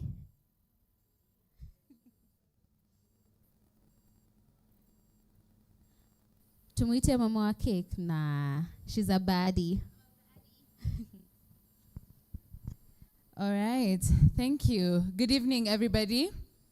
Good evening. Ini party ya keki, you guys are supposed to be even more excited. Good evening. Are you excited about, or rather, have you had a good time tonight? If you've had a good time tonight, just piga nduru, wapi kelele wewe. Okay, so who will help me cut this cake? Gabriel, obviously. And then a few, I think 2 guys from SLDP. Just 2 guys, a lady and a gentleman from SLDP. Just come on forward. Aya, The Weekend, Kuja, and my mentee, Jasmine. Nasra, please give them a round of applause as they come.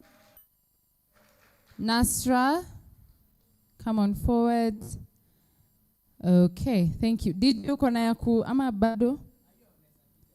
DJ ya kukata keki, please, will be highly appreciated. Gabriel.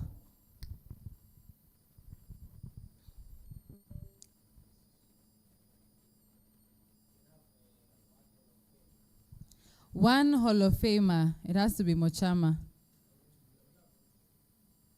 Okay, we can have the dean. He can come join us. One of the deans. And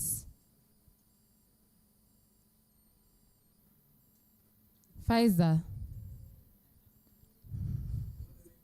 All the way from Uganda. Pfizer.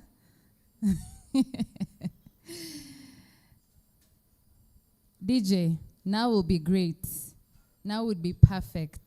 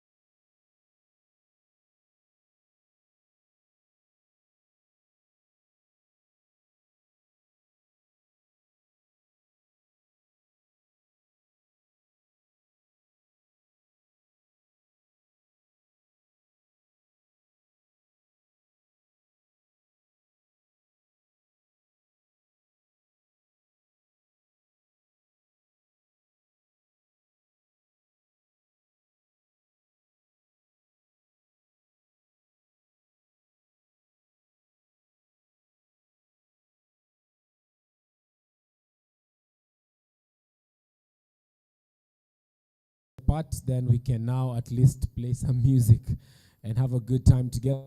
So help me appreciate Kimeu as he comes. As si makofi tafadhali tu Kimeu akija. So cake will be distributed. So even as they cut the cake, let's hear from Kimeu. Then after that, we are going to finish, the live stream. Then we'll proceed to the other part. Karibu hapa juu ndogo. Good evening, everyone. Good evening once again. So, first of all, I'd like to say thank you for all who have come. But before I give the closing remarks, as AOLF, we have a partnership that is of AYLF for AYLF people, and I'd like to invite Stella Andenyi to tell us a little bit about Princeps, which is the more of financial self-help group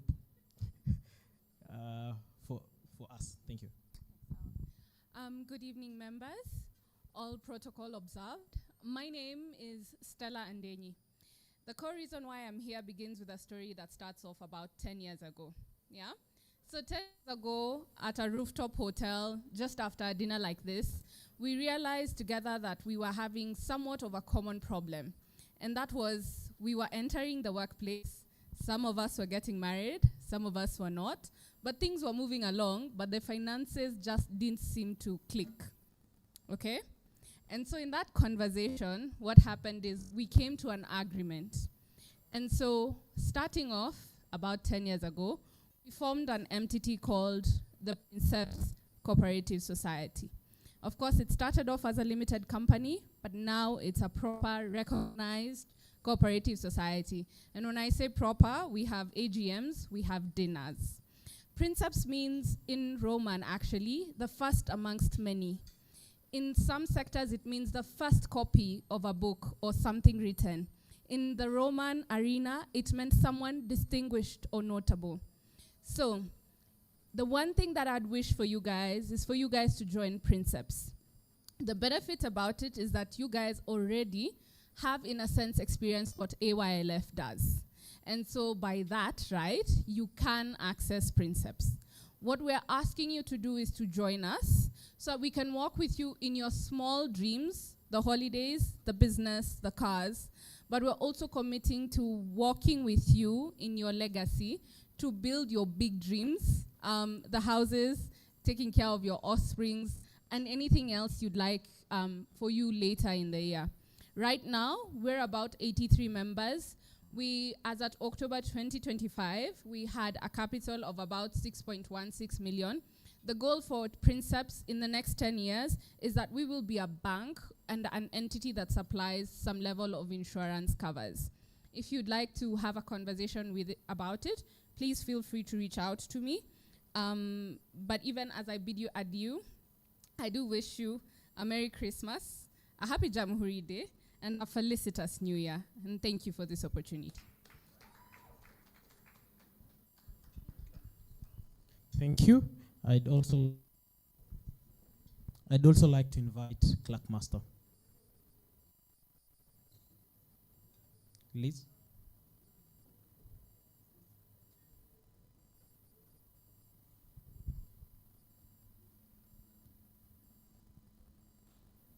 Thank you. Hello. How are you guys doing? Psych, yeah? Hi. Hi. Thank you. My name is Michelle. I'm from Clerkmaster Consulting. We deal with market intelligence and data market research. I have a question. Most of you guys I know have gone through Nairobi traffic. How many of you?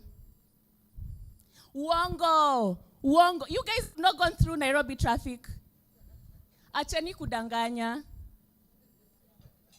Ha! Anyway, okay. Even walking. We know how it's unpredictable. Sometimes you'll say, Westlands, there's traffic, 7:30. So unatoka, naenda Kinakuramba, and you're like, I wish I knew better. When you check apps like Google Maps or Waze, like if there is traffic, so that's data you've collected, and it makes your day better. When you have a business, you can't run it blindly. You have to have at least some data. When you have a new product you want to introduce to the market, let's say a new chili sauce or anything, could be anything. You just can't do it blindly. You have to have data. You have to have interviews. You get to know who's going to like it, who's not going to like it. So you don't go in blindly, because blind business is risky business. So what we do as Clerkmaster, we're the ones who are going to support you throughout your business journey. So if you have even if your business is successful, right, you might think you're on the right track, but then there's something underlying that you don't know. And that's what we call market health check. It's still data. So whatever you need to make your business go ahead, Clerkmaster is there to help you out. We have fast turnaround. We have a very dedicated team. Hi, team. Clack it. Hey, can you, all of you warembo, you guys. Yeah, so yeah, fast turnaround, a very professional team, and then we tailor your needs according to what you want. So when you think data, think Clerkmaster and this beautiful Greek goddess. Thank you so much. Thank you. Unfortunately, it's not a God who follows. My inspiration was a messenger. So I would like to thank you as we bring this remarkable evening to a close. My heart is full, and I hope yours is too. Tonight has been a celebration of leadership, friendship, purpose, and the legacy of service that defines what AOLF is about. We have witnessed stories of courage, of course, commitment, and impact stories that remind us why this movement exists and why it must continue.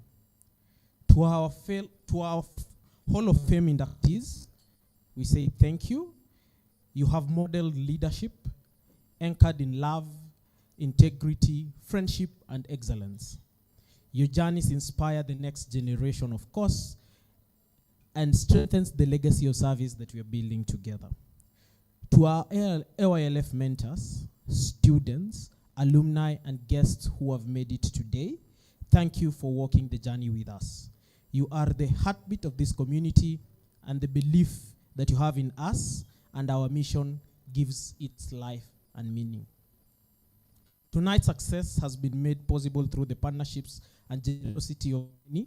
Allow me to express our heartfelt appreciation to ICEA Lion, Sanlam Insurance, AMG Realtors, Clerkmasters.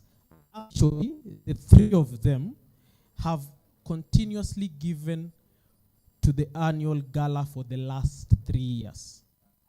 And they have supported it in its full course, and sometimes without even adding costs to us by having representatives.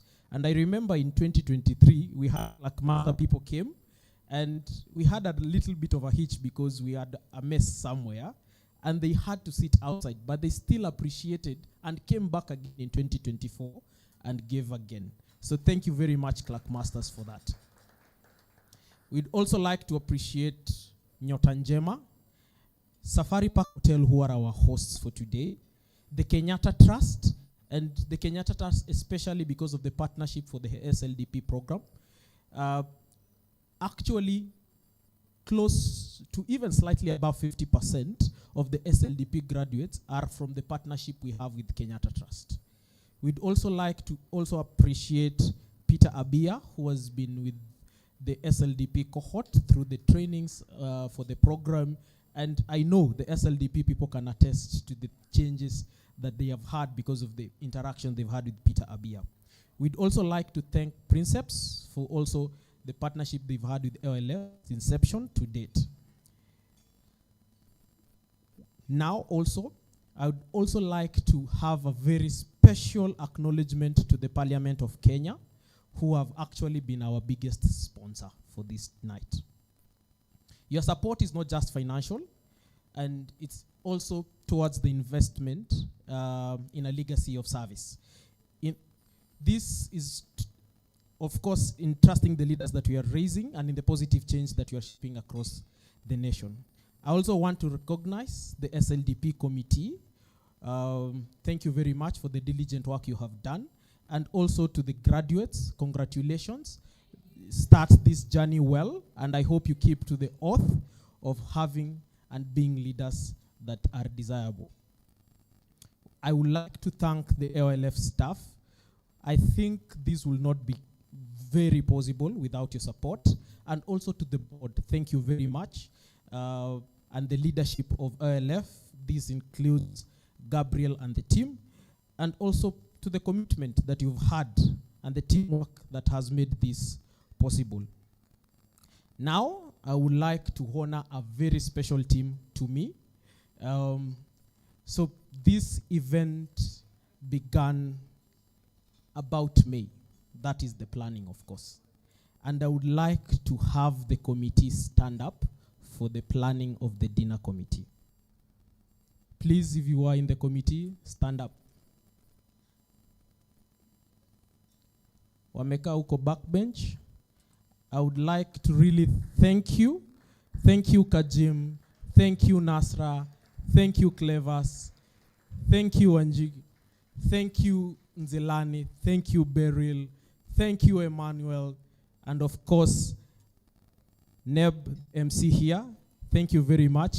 Actually, Neb has been giving his time for free for several years for this event, for this LLF activities.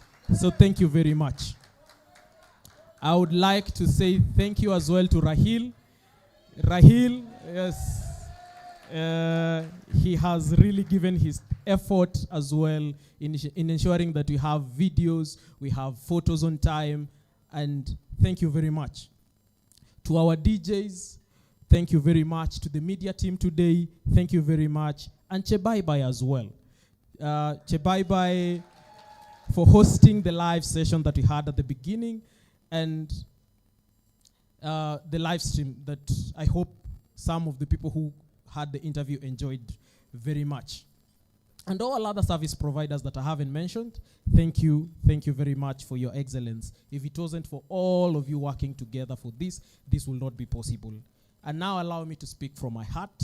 Tonight marks my final event as an LILF staff, and this community has shaped me deeply. I became an LLF member in 2019, and I have been a member to date, and I will keep being a member even after this. I will give my time, I will give my resources where possible, because I have been challenged, I have grown, and I have gotten a space to serve with purpose and conviction. I'm profoundly grateful for the trust you have placed in me, the relationship we've built, and the countless lessons I carry with me.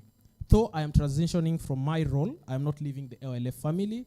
I remain a brother to this community and a believer in the vision of raising leaders who raise others, because of course the mission of LLF is nurturing a new breed of leaders.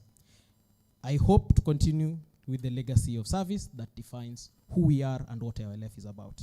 As I step into the next chapter, I carry with me the values, friendship, and memories that LLF has planted in my life.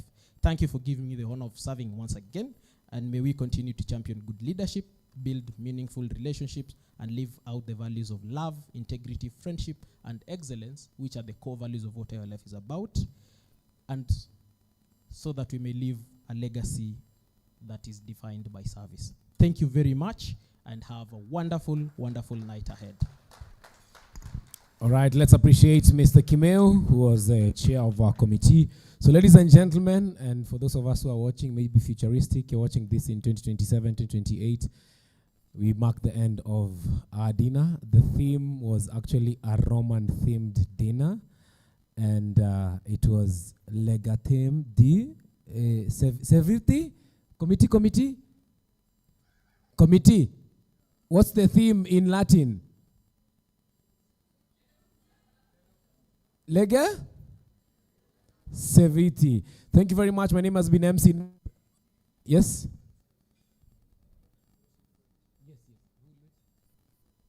All right. So, yeah. All right. So, I've been requested to invite someone to close for us with the word of prayer. Gabriel is just pointing. All right. So, we can just be up on our feet as we close the word of prayer. Then, officially, we can transition to the next part. Karibu sana. Hello. Hi. I think we can all stand and pray. My name is Timothy Omwanza. And I'm one of the oldest guys who was here before, earlier there. So let's just pray together as we exit. Father, we thank you because of bringing us together. Every time we come together, there is a clear purpose. You have already ordained things, and so we believe in your ordinations. And so we thank you because you have given us an opportunity to meet again. As we connect, as we reconnect, we pray that these connections will stay and these connections will work. Father, we also thank you for the committee. We thank you for different groups of people who are maybe here or not here. We thank you for enabling us to be part of this conglomerate today.